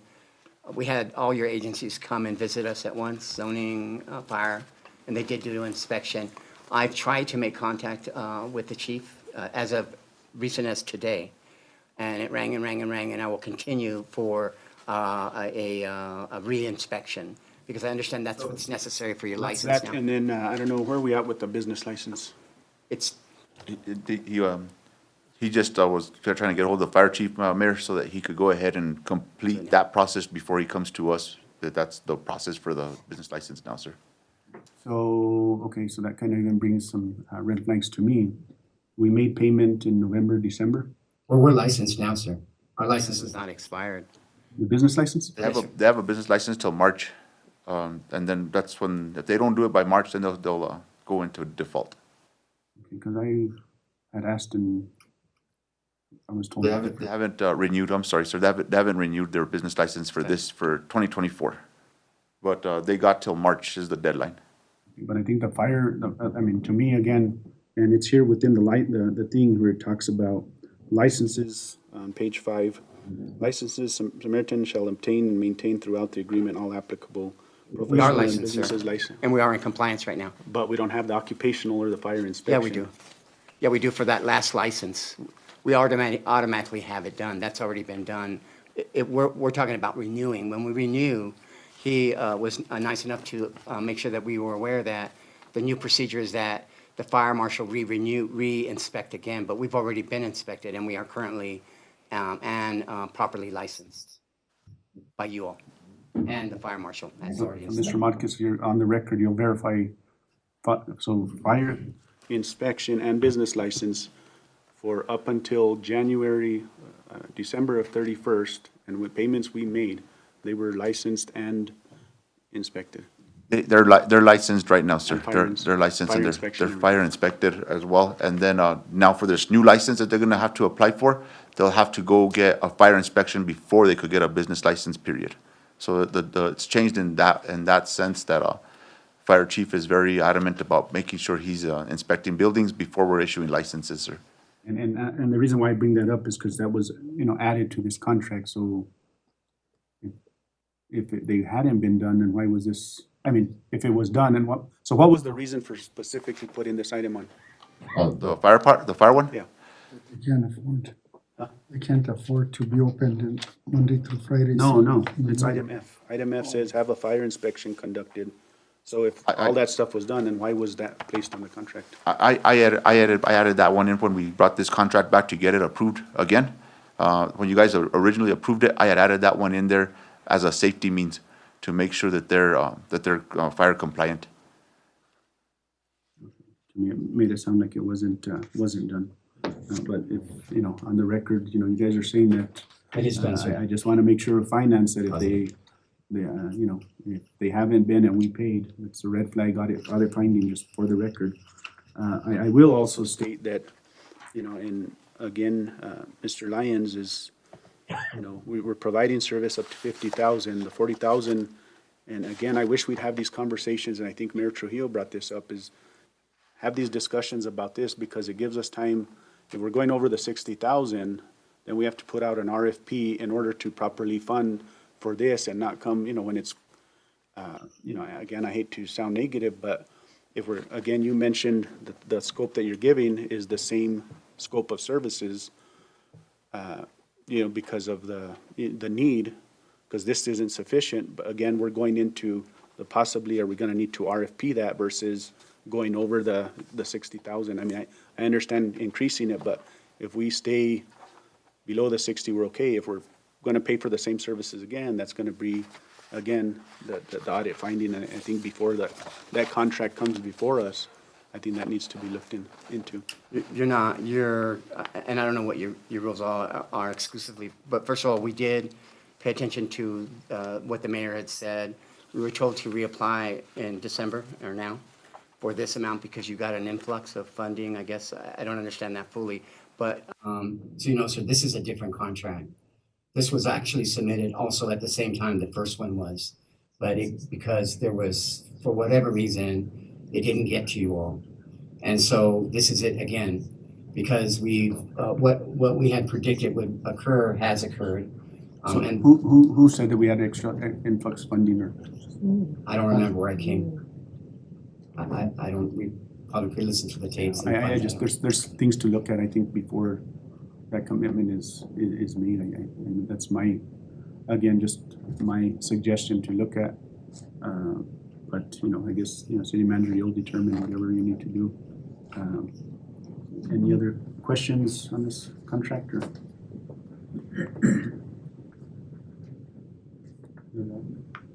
Motion? I'll entertain a motion. Mr. Lyons, do you understand what he just said?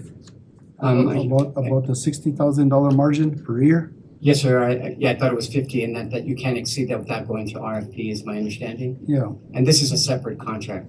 This is not the same, I don't know if the it scope of applies to the same services- entity. It's the same entity, the same contract. Same scope. And scope of work. Yeah, and I don't know. 50,000 for this year.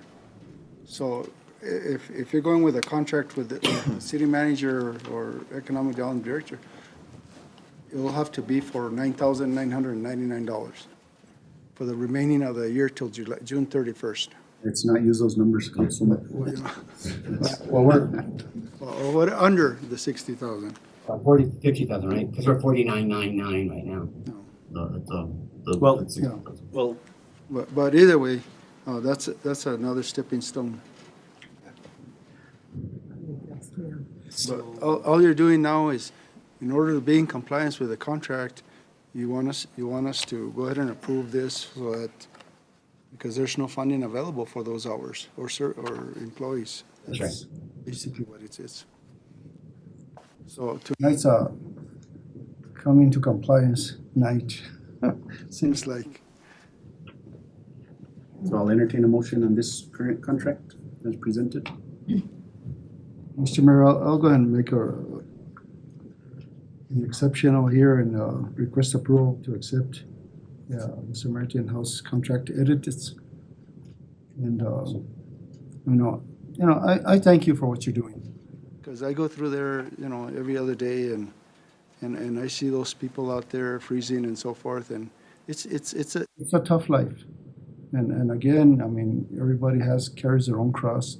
I'm not gonna judge anybody, but, it's a tough situation to be in. And we are merciful people. and we do thank you for what you're doing of your service. And I would say get together with staff on next year's appropriations and get all the documentation in a row and prove to us that that's what's required, so that we can either, even at $60,000, that's not enough money for that amount of people that you're taking care of. But The only other option we have is to go to RFP, and anybody can have a grab at that. So, Well, sir, here's one factual thing. For starters, as I said before, we definitely appreciate and do not want to tone down your graciousness to us. Thank you. But we cannot continue to operate for the amount of money you're giving us with the way that our society is right now. The weather is too cold, and we cannot keep people, I mean, I'm gonna have more homeless, my own employees, because I cannot can sustain their pay, minimum wage I should add, for this population I should add too, at the amount that you're giving us. We're going to have to find funding one way or another, and I'm coming to you first and asking for your help.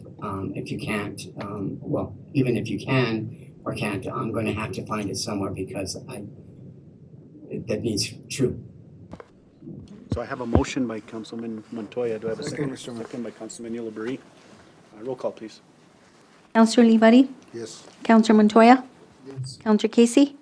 I have a motion by Counselor Montoya, second by Counselor Olivari. Thank you, Mr. Mayor. Motion carries. And just also, and I haven't seen them, and again, it could have been because of transition, but if you could, Mr. Lyons, on the contract, page 5, reports, Samaritan shall provide city council, city manager, and finance department a monthly report outlining expenses paid for the city funding in line item budget form. If you could get that. You have that, sir? Okay. I have, right. Yeah, I look at it. We'll send to you. I'll look and see if I find it, Mayor, and I'll try to get it to you right away, sir.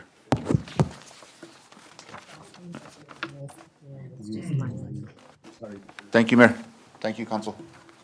Thank you.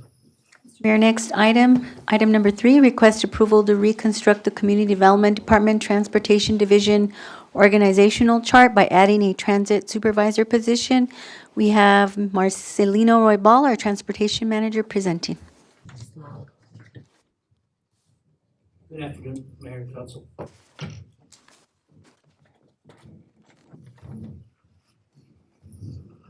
So we just recently went through a compliance review, and one of the areas of concern was not having a backup for the transit manager.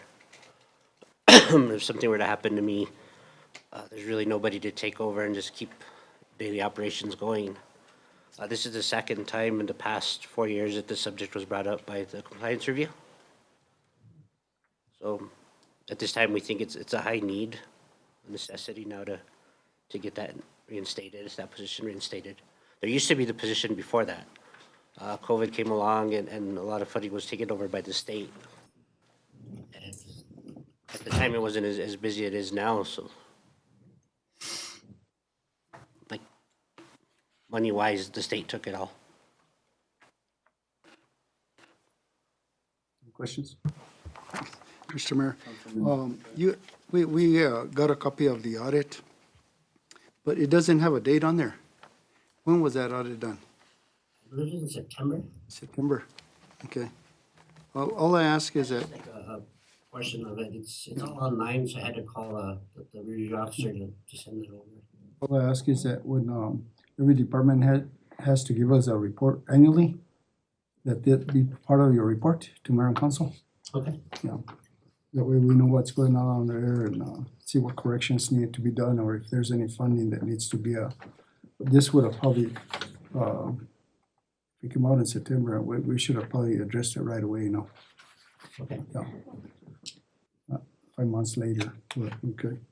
And according to this, you have your, the financial impact is on your budget. Yes, we already looked that over and. Yeah. Yeah.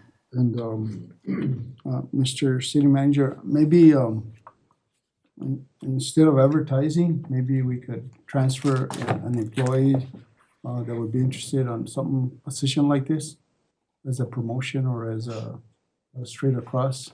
If we have any employees within the city that we might look at. Yes, sir. Councilor Possibly. Montoya, if I may, we'd like to continue following the hiring process, just to make it fair and open for everybody.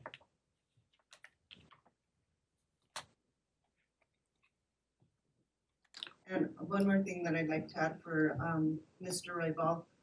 This is a grant-funded position, so it would be a 50-50 split. Thank you. We'll take that discussion further. Thank you. There's no other discussion, Mr. Mayor. You'll entertain a motion? I'll go ahead and make a motion to approve this, and at the same time, it's the chart for the city organizational chart. Motion by, To approve for that position be filled, the transfer supervisor position. motion by Councilman Montoya. Do I have a second? Second. Second by Councilor Casey. Roll call. Counselor Montoya? Yes. Counselor Casey? Counselor Olivari? Yes. I have a motion by Counselor Montoya, second by Counselor Casey. Thank you, Mr. Mayor. Motion carries. Thank you, Mayor and Council. Thank you. Moving on to item number 4, request approval of resolution number 24-01, accepting a grant offer administered by the New Mexico Department of Transportation Aviation Division. We have our Public Works Director, Mr. Arnold Lopez. Good evening, Mayor and Council. So I come to you with this item to request approval of resolution number 24-01, accepting a grant offer administered by New Mexico Department of Transportation Aviation Division. So the grant offer is in the amount of $160,000, and it is to purchase a mower to be utilized at the municipal airport. Questions? Mr. Mayor, I move that we approve resolution number 24-01 to accept the grant offer administered by the New Mexico Department of Transportation Aviation Division for $160,000. Motion by Councilor Casey. Do I have a second? Second, Mr. Mayor. Second by Councilman Olivari. Roll call, please. Counselor Olivari? Yes. Counselor Montoya? Yes. Counselor Casey? I have a motion by Counselor Casey, a second by Counselor Olivari. Thank you, Mr. Mayor. Motion carries. Nice.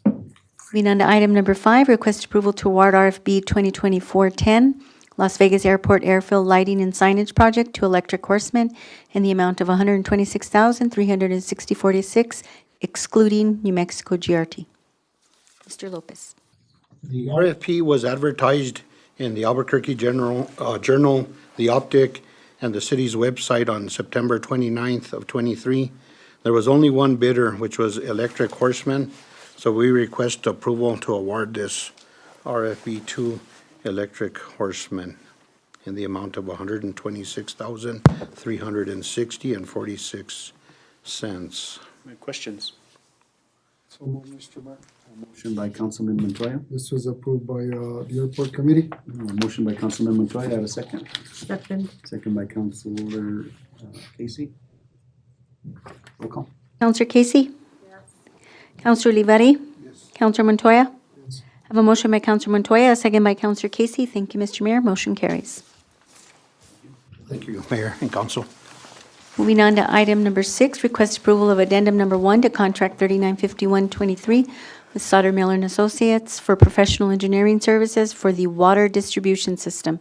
We have our Utilities Director, Maria Gilberry. Good evening, Mayor and Council and Mr. Manager.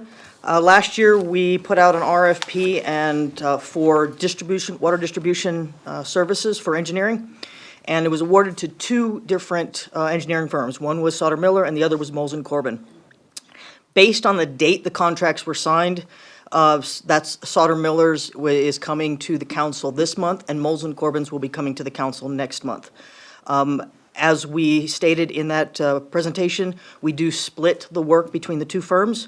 So Moles & Corbin is currently working on 2 projects, the PRV project and the 8th Street project, and Sauter Miller is working on our GIS and asset management project and our mandatory service line inventory. It's an EPA mandated project that we have to be completed by October of this year. So again, this is for Sauter Miller Engineering Services, and this will be the first addendum. So it'll be the 2nd year of the contract. I'm requesting approval to continue with the services. Mr. Mayor. Councilman Montoya. Yeah, so Maria, Can you explain to the public what those contracts are, what those services are that they're providing? Okay, so they are providing engineering services, which is planning, design, and engineering administrative services for the projects. So they'll do the planning and design, the permitting, the coordination with the state entities when it's permitting, provide the designs to the city for review, and then they're also, many times they perform the observation services to make sure that we're staying in compliant. what is the project? So there are 4 different projects that are currently being funded or currently assigned underneath the water distribution system. One is the PRV, that's pressure reducing valves that were very old, and we were replacing them around town. If the pressure reducing valves are not replaced, it can result in pressure increases around town. 8th Street is a line extension project so that we can loop our water line between the Medite line and I think it's around Red's Junkyard. And the purpose of that is eventually we're going to have to take Hot Springs offline, which is our main transmission line, and we need to make sure we have alternate routes for our water to get into town so we have redundancy. The 2 projects that Sutter Miller are working on is the EPA through Congress has mandated a service line inventory project, which means we need to come up with an inventory for all service lines in the city of Las Vegas, as well as a monitoring plan for all schools, elementary schools, daycares, and then we have our GIS and asset management projects. And I keep wanting to emphasize the mandated EPA project. It's pretty complex, and the EPA requires us to submit our plan by October of this year. I will be coming back to council on a more detailed explanation of that EPA project, because that's actually something that's a concern across the state with how we're going to inventory private service lines. And so there will be a more detailed presentation to council on that. And thank you very much for that explanation, because a lot of time our public viewers, they don't understand what PRV is, or what HP is, or EPA, or, the very abbreviations of it. And at least this way, they get a general idea as to what kind of projects we're doing in the city of Las Vegas. I know that 8th Street Extension project is important for the whole, more for It'll benefit the community. But it will help the whole city with pressure and the quality of water. Yes. But that'll be the 3rd tie-in to the city. One's Hot Springs, one's in Airport Road on 250, and now one's on New Mexico 518. 518 7th Street. And then now this will have another one on Correct. 8th Street Extension. So for the community, looping water allows water to continue to flow, which keeps it healthier and reduces the water age. The more dead ends and the more slow spots we have, we can increase the age of water, which is not good. I'll ask that we kind of explain in lay terms, what the projects are. Thank you. Thank you, Mr. Mayor. Any questions? Maria? Yes, sir. I just want to know that the dollar amounts don't change, correct? So they are engineering services that were not defined, but when the task orders come through, they are specific amounts, and it is covered within the budget. So Maria, and I know this is for the engineering services, just for, I guess, for the record, there's a separate contract for the actual oversight of both distributions, right, also? That they manage our plant? So that's an operations contract. Okay. It's a separate part of Sutter Miller, and that is a separate contract. We do try and spread our work amongst numerous engineers. We don't want to give it to just one engineer, so we have Sutter Miller, HDR, Stantec, Molson Corbin, probably have some other engineers in there, Bohannon Houston. So we do spread our work out amongst multiple engineers. And I'm going to suggest this, council, as we're approving these contracts, is one thing I've noticed is that a lot of these contracts, yes, they're budgeted, but there's no caps, and there's kind of, how would you say, there's no caps on these, they find money, but I think there comes a point when this governing body needs to set a cap, and then, if they get to that cap or exceed that, or, get to that cap and there's the need, then that presentation come, because again, it's a fiscal responsibility of this governing body, and I don't agree with open-ended contracts. I know the way it was RFP'd, and it's budgeted, but I think there has to be a time that we set some caps on these contracts. I would suggest we start somewhere, and that's, my suggestion. If I may, Mr. Manager, or sorry, Mr. Mayor, sorry about that. With a lot of these projects, the largest portion of it is the construction side, not the engineering side. Engineering is usually about 15% of the cost of the project, and every single one of these projects, when they go to construction, is brought back to council for those prices, which give us a chance to talk to you about the construction side of it. So the planning and design, maybe 10 to 15% of the overall project, and then when we come in for usually the much larger portion of money, we do bring that back to council. So in your budget for these right now, what's your budget for engineering services? I know you said. So engineering services for 8th Street was, I believe it was $60,000.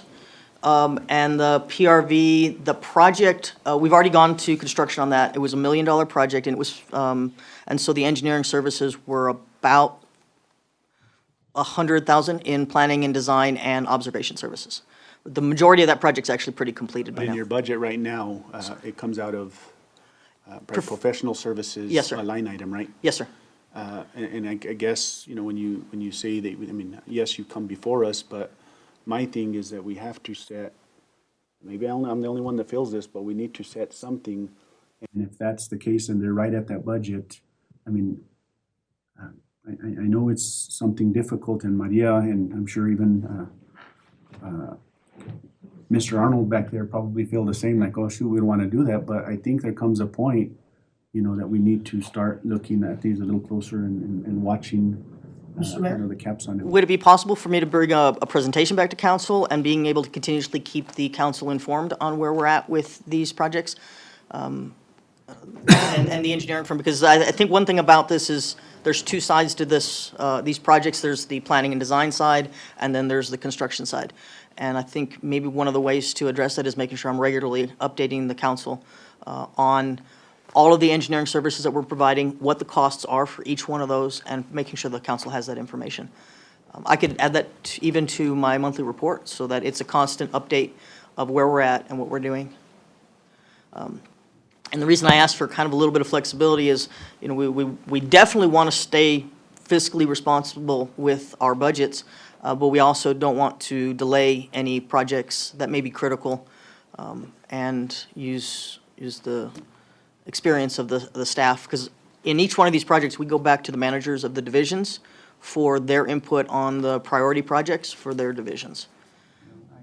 I just suggest, and I know we're at where we are with this item, but in other future contracts, and I'm going to be straight up blunt. I think that the operational one is one that I think, and I'm sorry to say this, Maria, is that we need to look at alternative ways on how that is, and I've suggested, and I'll tell the governing body here, that we start looking at ways to increase some of those to attract, because we're not going to attract them at where we're at. But the overall oversight of some of these contracts, I think the governing body should take a stronger look at that. At the end, not to put pressure on anybody, but I was on a school board and we had a little more oversight on some of this contracts, on contracts that went before us. Maybe it's, too burdensome at some time, but at the same time, it's also us, having input on what's going on. So. I had a question, Maria. So if we would put a cap on your projects, what effect would that be on you, or the way you do business, or what's the delays, or what's the pros and cons? Council, I don't think there would be one specific answer I could give you right now. It would be case by case as to how it would impact a particular project. My normal process is I go to each one of my managers every year and I go, what's our critical projects for this year? We prioritize them. We look to see what we have in the budget, so we know how much we have for engineering services. And from that, I listen to my managers. And those are the projects that I'm going to prioritize. If we have the funding, I want to start those projects and go into the plan. And we look at the planning, design, and construction. We don't just want to have a bunch of plans sitting on the shelf. So that's the direction we go. Now, if the council comes back and says, you're capped at $300,000 a year or 200, or whatever the number is, we would work with it. The only thing it might delay is approval of a project and moving forward on a project by a month or two. And that would just be about how quick we could get that information back to the council. I totally understand the need for everybody to be fully aware of where we're at with the budget, but I can't spend any more than what's in the budget, and the council sees the budget every year. One of the things I do try and do, Mr. Mayor, is my budget, especially for water, I list the projects out before the year, so they're already predefined before the year even starts, and I stick within those budgets. So Counselor, I guess it could delay the projects by a month or two if the funding, if I have to go back, but that's about it. Well, that's what I'm getting at is You'd have to probably put it up for bid again. And that project, no? No, Counselor, I don't believe that it would cost a result in us going out to bid, because I still wouldn't put, I would not put a dollar amount in an RFP, because an RFP is intended to be basically on-call services. But if I'm given a specific dollar amount to stay under, we would move projects around to stay under that dollar amount, and then if a project resulted in us going over that dollar amount, I would definitely have to let the city manager know, and if that's the directive of the council, then we present it back to council and request that cap to be increased, and that's where I say the most likely the impact would be a delay of a month or two while I'm waiting for the council to raise the cap, if that's kind of how we're looking at it. It's a discussion, right? Discussion, I mean, since this is up, the discussion starts. We'll come up with mechanisms to look into that. And I'm gonna be, again, as Mr. City Manager, as we move forward, we need to have discussions with directors and city personnel, and even here in the governing body, we need to be very safe on when we're talking about projects where people could watch what's going on, and we're giving out what our budgets are. So you wonder why all our budgets are coming on right the thing. This is why, because we need to, when things are put out, we need to be very careful. I mean, of course, they could IPRA it, but it makes no sense for us to be disclosing it. So just moving forward, I think we need to be very careful with that. Thank you. That's a good point. If a contractor knows how much funding I have, there's a good chance their quotes are going to come in. But I'll say recently we had that SCADA project come in, and we had one vendor quote at $1 million above the funding, and another one quoted at $700,000 below. But that's another reason why we bring the engineers in, is because they'll do that QA to say this is just not right, or sometimes not right in the sense that it's way under what's expected to do that, and we challenge the particular entity. So. Any other discussion? If not, I'll entertain a motion. Go ahead and make a motion, Mr. Mayor, to approve amendment number 1 to contract 3951-23 with Southern Miller Associates for professional engineering services and for water distribution system. Motion by Councilman Montoya. Second. Second by Councilor Casey. Roll call. Counselor Olivari? Yes. Counselor Casey? Yes. Counselor Montoya? Yes. I have a motion by Counselor Montoya, a second by Counselor Casey. Thank you, Mr. Mayor. Motion carries. Moving on to item 7, request approval of addendum number 1 to contract 3948-23 with Sauter Miller Operations LLC for water and wastewater treatment plant management. Ms. Gallery? Mayor and Council, we again put this out for RFP. It was, Sauter Miller was the only proposer. I did reach out last year, just maybe some information on what didn't give last year, to Jacobs to see if Jacobs would propose, and they did not. I had an opportunity to speak with them at a later date, and the response that I was given was they would not respond to any proposal that involved city staff continuing to work at the facilities. They would gladly take over City of Las Vegas water and wastewater facilities, but it would be 100% their staff, and they would not work with any city staff. And that was one of our requirements, was we want to bring up city staff, we don't want to replace city staff. So they ended up not proposing, because that was, the scope of work was defined as you need to be working with city staff, not by yourself. So I am requesting to go into year 2 of this contract, so this will be addendum 1. I did produce some information, so we have some numbers to talk about historically. I know this question has been asked. So with water treatment plant, in 2020, the Sauter-Miller staff put in 3,937 hours, and the cost for that year was $518,000. In 2021, they put in 3,980 hours, so very close, $496,000 that year.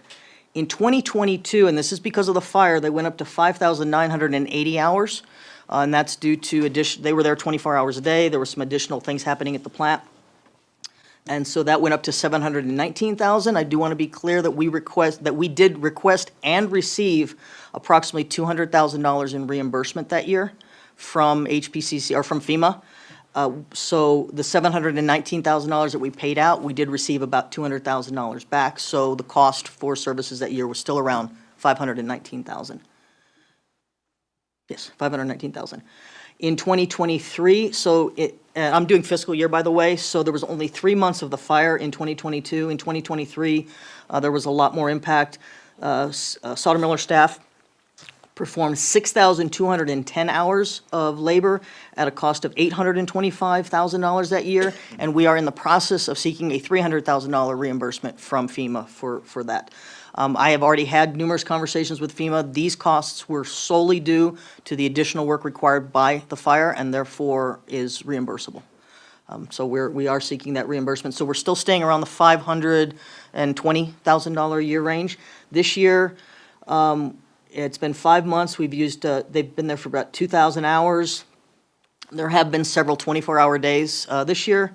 And we are at 286,000. So that's probably going to be in the upper 500s, $500,000 this year. So we were pretty consistent until the fire, and then this year we're going to be a little bit higher than $500,000. The rates have not changed in 2 years.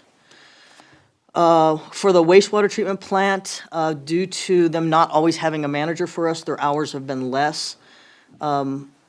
Except for the first year when we brought in a very large crew. They had about 8 people here for a while. Oh, and that's something else. They have anywhere from 3 to 6 staff members working at the water treatment plant as needed. So sometimes we'll bring in more. Sauter-Miller, one of the requirements is they have to staff us as we need more.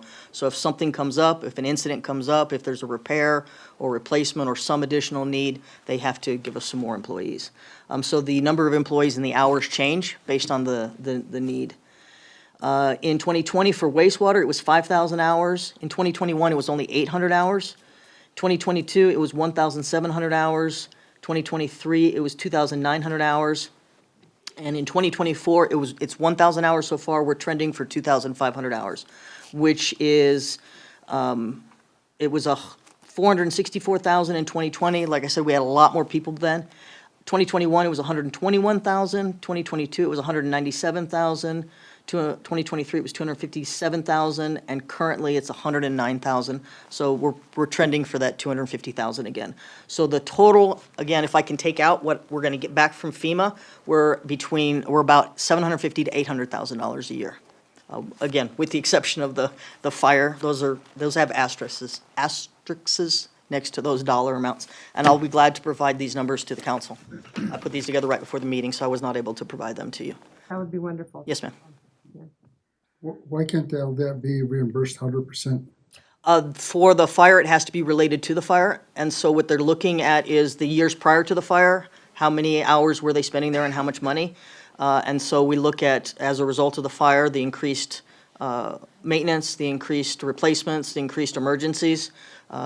That's what is refundable, but it is refundable at 100%. 100% of the additional costs.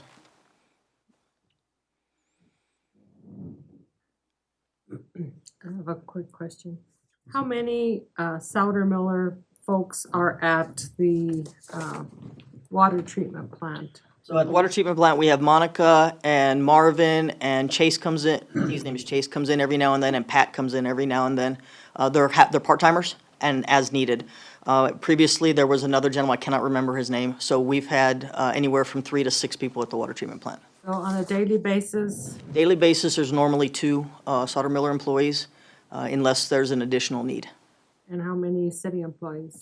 Currently, I have 3. We had a recent resignation. Okay, so that's 5 that are there. Yes. And Sauter-Miller always has at least 2? There's two working, whether they're physically at the plant or they're doing data somewhere else, there's two Sauter Miller employees that are full-time. Thank you. Maria, and I Yes, sir. guess I'm going to ask this again. I've asked it, and that's where I said about the operations. You know where I feel about Sauter Miller and them operating versus us, and I know the difficulties. What, since the last time, has changed in your efforts to recruit these? So there's been a few things. First, I met with the equivalent of the utilities director down in Las Cruces because there's a school down there. So we were having communication about possibly having students attend the school there and maybe be able to do a joint agreement with Las Cruces to perform work for Las Cruces while they're students, and then they would be under contract with the city. So we've looked at that opportunity because there is a really good school down in Don Ana County. In addition, I have met with East Las Vegas High School counselors so that I can get in with the students and start working on getting some of the younger students. Doesn't help with the management level. And yesterday I had a meeting with a gentleman from Highlands University, and I've also met with the Highlands University employment group.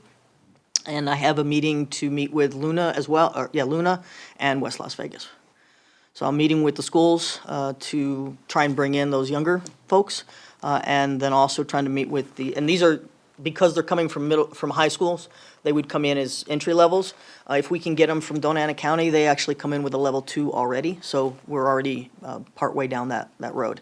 And in addition, we have raised the rates tremendously for these positions. I worked with the previous city manager and the HR director to put out much higher rates, more commensurate with the requirements and the needs of these positions. I did a pay study analysis using the American Waterworks Association pay scale for this region, which is Arizona, Texas, Oklahoma, New Mexico, and Colorado, to make an attempt to raise our rates, and we've been able to do that with the assistance of the city manager and HR, specifically for water and wastewater. I've not been able to do that for other divisions, but right now we definitely have raised those rates with water and wastewater.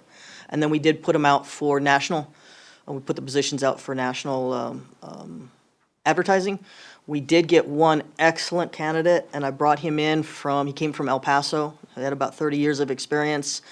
When he got here, he was here for a couple of months, and his landlord tried to raise his rent from $1,000 to $1,400.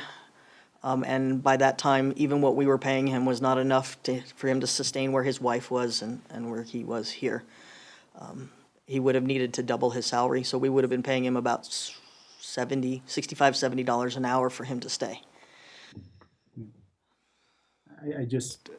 I don't think we do enough, and I'm going to ask this question, and I know. So the other day I was here, it's been a while. There was an individual in the backyard that was cutting trees with the Sawzall, and it came to my attention that he was a Sauter Miller employee. And the question was, well, why are we having those guys do some of that work here? And again, you know. He was doing the work up here at the, around the tank because that's some of the work we have them do is just general maintenance, because I don't have the staff to do even general maintenance. I come over here, and if you look at this, and this is where I'm saying, I mean, and I hate to be that way, is that we're paying for Sauter Miller for stuff that even within the city that, you know, that we could work together. You know, it makes no sense. I mean, a basic, you know, $95, $80 an hour, if that's what they were charging us to cut trees, you know, it's. He gets paid, I think he gets paid 40, or his salary for that position is, I think, 40 or 45 an hour. You know, he is one of the lower positions. I think that we need to, and I'm gonna suggest this, highly suggest this on this contract, is that we do put a cap on this one, and I'm sorry to say this, but it, you know, for us to be creative in other ways, budget-wise, whether we have to increase by more. I know that we're not competitive with Sauter Miller. What's happening is Sauter Miller's, you know, paying their individuals a lot higher than what we are. So when you go to Indeed, and I did it myself personally, you go to City of Las Vegas, we're posted, and there's Sauter Miller. Well, who am I gonna go with, right? I'm gonna go with the higher. So that's frustrating to me. I know we can't do away with the contract, but at this point, you know, capping this contract specifically, at that point, then, we're not gonna be using individuals for cutting trees, at these kind of the wages. And I'm sorry if I offend anybody, but I think this is one contract that we really, as a governing body, need to look at capping for now. And if there's justification, we still haven't had a plan, within the city manager and Maria working together on how to, to address that. But this is one for sure that, I would ask that we, cap it. And I'm not saying, cap it to bare minimal, but, give it enough operational. This contract don't start till July 1, right, this one? March 8th. Or March. March So, at least give it some time so we come up with a plan. And I know I've been saying a plan, but I want a concrete plan. And I'm sorry, Tim, to put you in that situation, but I'm serious about this, and I've been serious. This has been in meeting with the community, and that, they hear about how much we're paying this, and we're not paying enough for some of these positions, and I want a plan, and I think this is one way that the governing body has a little bit of control over that, is by capping that. And it forces, I'm sorry, city manager and HR, it forces that plan to come up to fruition. So on, Mr. Mayor, on that one, I would say that the amount of work that gentleman did would probably not save more than a couple $1,000s on the entire contract. Just one time. But I am working on that solution. I've been trying to put out an RFP for landscaping services, because I can't, we want to maintain the beauty of our offices for the entire community, because I know City Hall, utilities offices, we represent the community, and when we don't maintain ours, we look bad to the entire community. So that's one of the reasons why sometimes I will have the junior most employee. I don't have the managers out there doing it. I do have the junior most employee, but I have 4 employees at wastewater. So 2 of them are regularly on those collections calls, which happen several times a day.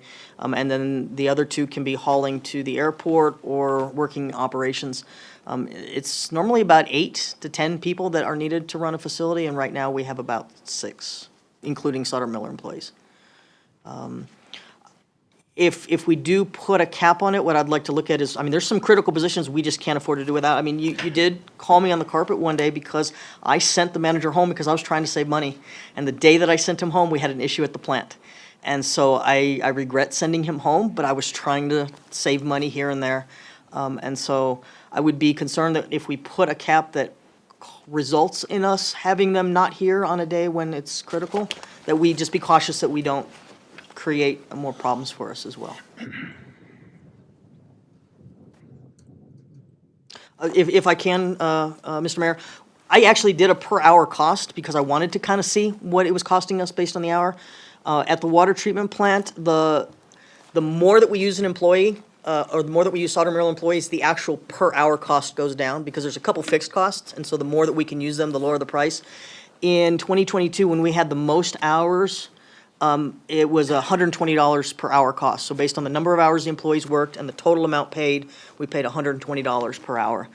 We pay our guys 16. And so, but we're yeah, I think the senior position, I wish Dar was here. I think the senior position is probably about $40 an hour.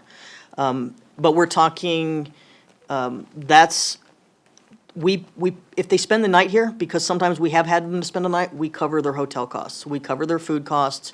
If they're driving from Espanola, we're paying $25 for them to drive. When it comes down to it, if I was to show you the hours for labor and the hours for the extra stuff, the labor is the biggest cost. But what I wanted to show was, we've worked with attorneys that are $200 to $300 an hour, and these guys are extremely critical as well to the safety of the community. And we're on wastewater, it was down closer to $86, $95, $87, $115 an hour. The water treatment plant is a little bit higher. The gentleman that runs the water treatment plant has been working for 3 or 4 different systems for probably 40 years of his life. So we've got a lot of experience, which I think has possibly saved us from some violations, even though we still get violations. I don't want to know where we would be if we didn't have that. I think if we increase it and we have city staff, and I'm talking, it takes $100,000 to bring individuals at those, we're gonna recruit, and I know that for a fact because Taos, New Mexico did that. They got 6 applicants and they ended up with an engineer for that position. And that's, I'm just, I'm throwing that out there. It can be done, but it has to be creative, and seriously asking that we consider capping this and not drastically, but putting a cap and, you know, it gives time to the city manager and Maria to come up with something. You know, I know I've been here 5 years and I've asked for a plan and it's difficult. I know you're overworked. I'm not gonna, you know, but at some point we need to put our foot down and that's my suggestion. And at this time, I'll entertain a motion. My question to that was the same thing, you know, My question was if you put a cap on it, when the violations start coming in, and what happens then? Because of lack of people being there. I would be coming back to the council well before then, if we're getting too close to that number. But I would hope that we could do a reasonable number. We've stayed, with the exception of the fire, we've stayed between $500,000 and $600,000 a year, closer to 500. The fire was a unique time. I would ask to talk to the city manager and work out a reasonable number that's. Combined, this one contract combined was like 700,000, right? So, yeah, 800, again, 800, if I can 800. take out the HPC, the fire time, we're, let's say 520, 550 with water treatment plant, and we're 250, 300,000 on average. So 5, 6, 7, 8, 800,000? So if you, I mean, just throwing this out there, $1 million? you cap it at half of it. And within 6 months, I mean, we have mid-year budget that we kind of review, we do all that. At that point, it's not gonna put us in any jeopardy. At that point, you know, I would expect that the city manager, and I mean, hopefully there's a plan before that, but I'm expecting that if they can't come up with something, then it's gonna be brought well enough time that, hey, we're at the mid-level, we're already exceeding or close to exceeding half of it. We need to address this, and that's what I'm asking. Right now, we already have open POs to cover about, I think it's 650,000 for water. So just, because I don't know what's gonna happen, Mr. Mayor, I really don't, and I never want all of a sudden something to happen and then we're trying to move money around or find money to pay it. So I always try and encumber so that we never are trying to move money around later. So we already have the funds for this year budgeted and encumbered.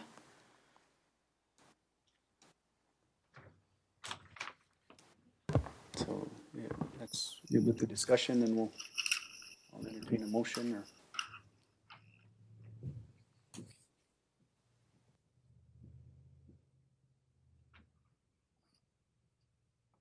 The money's already encumbered, right?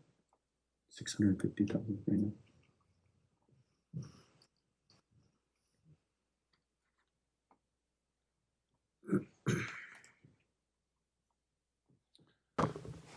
Mr. Mayor, you know, I'm not really convinced that we should do a cap. And we do have the funding available, budgeted already. But, you know, I have a lot of questions that I'm not gonna spend here all night. I'll ask the city manager or meet with Maria and the city manager at one point. So I think it's important that you do ask those questions, because we're a governing body here and not, you know, direction Well, or anything that's, independently. you know, that's your discretion, Mr. Mayor. This is where I'm coming from. I think that, you know, I really don't quite understand at this point why the increase in hours due to the fire. I mean, the plant wasn't, well, it wasn't intentionally, or it was lit on fire in the back to prevent the fire coming into the plant area, but other than that, I don't know why all the increasing hours. Counselor, it's due to the increase in turbidities that we're receiving, and which is resulting in filter beds shutting down, and so staff are coming out at 2 a.m. because the filter beds are shutting down and they have to reset them and backwash them. We have valves and actuators that are failing, so they're having to replace them. We have contractors out, and many times when the contractor has to do work on critical components, we have to shut the plant down for 10, 12 hours while all the parts that are there to be replaced get replaced, and then staff have to restart the facility. And when we do that, we have to have the level 4 on site. So there are a lot of maintenance issues that are happening as a result of the fire and as a result of an aging system. I'm not gonna say it's all the fire, but it's definitely an aging system. And we are, the level 4 is required to be on site when those process changes occur. Okay. And understood well, because the public don't understand that. But the thing with me is that if that's the case, under emergency status, this contract should be a lot less.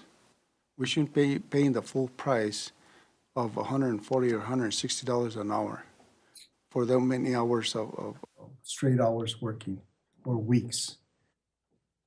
That's the rate for the employee, and we're paying their employees' rates. And it's different for different employees. I think, you know, there are $50 employees, $60 employees, $100 employees, and then the principals, which maybe put an hour or two in because they're reviewing some stuff or they're meeting with me, they might put in an hour during that month. The two that are putting in most of the work are gonna be the manager, the lab tech, and whoever's helping us with our reporting. And that's another thing that we would never have been able to accomplish without them, is the state required us to update our O&M, our sampling plan, and several other documents, and we never would have been able to do that without support. So you're saying that what you got budgeted now, you might and might not use it all? Yeah, there's a chance I'll have money at the end of the year left over. So what if we kept it? I mean, what would, What we based it on? I mean, I have no clue how much is- And it's I mean, how each, much your projects cost, how much expensive they are, how much people we need, and I When- don't have that kind of information to. when I have the manager at the water treatment plant there, he is there probably about 50 hours a week. Pretty consistent, 50 hours a week. The other technician is there about 40 hours a week. She's a level 2, I believe. So we got a level 4 and a level 2 from Sauter Miller that are there full-time plus maybe 10 hours, especially 10, 20 hours, especially if there's an emergency. At the wastewater plant, the reason why it's been so back and forth is because every time we got a level 4, honestly, the city staff burned them out. And they said, I'm not doing this, and they left. We finally have a gentleman here who's doing a great job, and I'm hoping he'll stay around for a little while. And so we haven't always, that's why that one year we had only 800 hours of Sauter Miller staff, or Sauter Miller work, and that's because they had nobody to give us. It was a little harrowing there for a little while. And we've had issues at the wastewater plant as well, similar to the water treatment plant that we're trying to deal with. and that's where I'm getting at, is if you put a limitation on these contracts, I mean, what are the chances that they're gonna bid on them next time? Are we gonna lose them?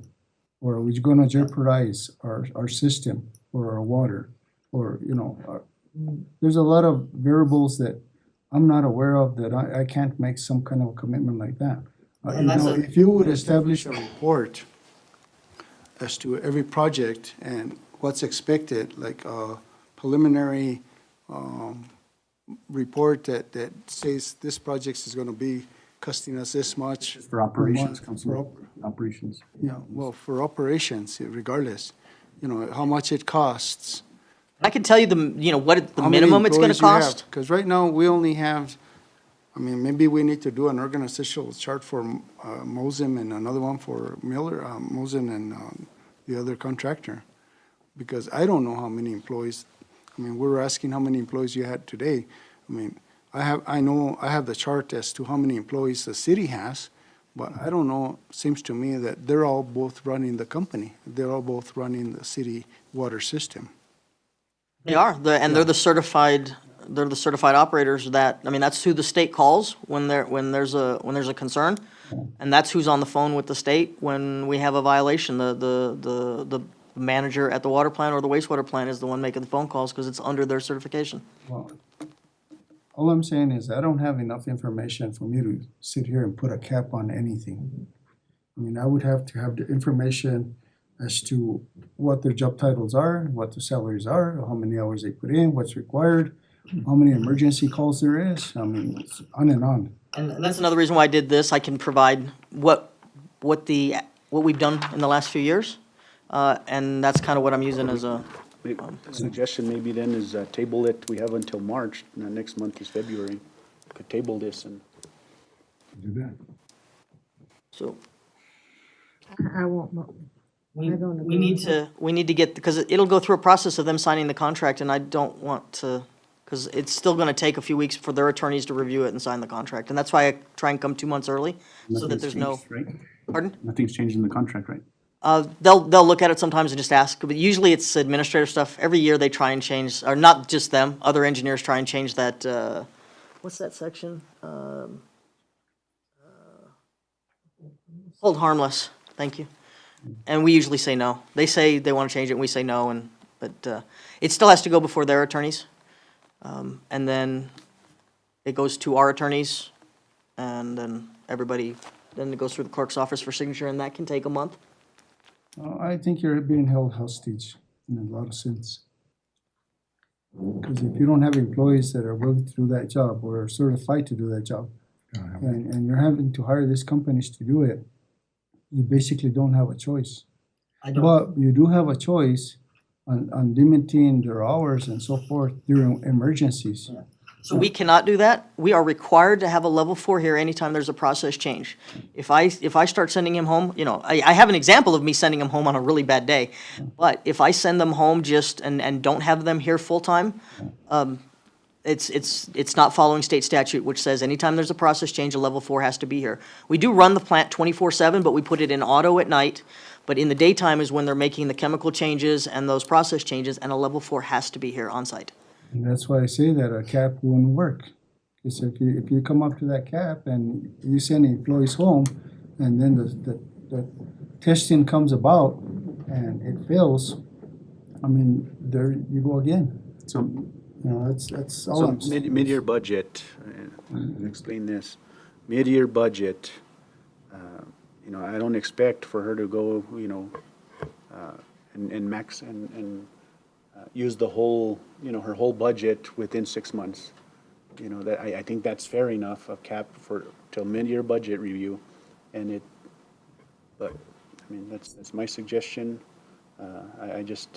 It's kind of interesting that out when we're not sitting here, these concerns, and I'm the only one that brings them up to this thing, but I wish that some of these decisions were equally behind the closed doors. The same discussion that's behind closed doors would have been here in this thing, and I'll leave it at that.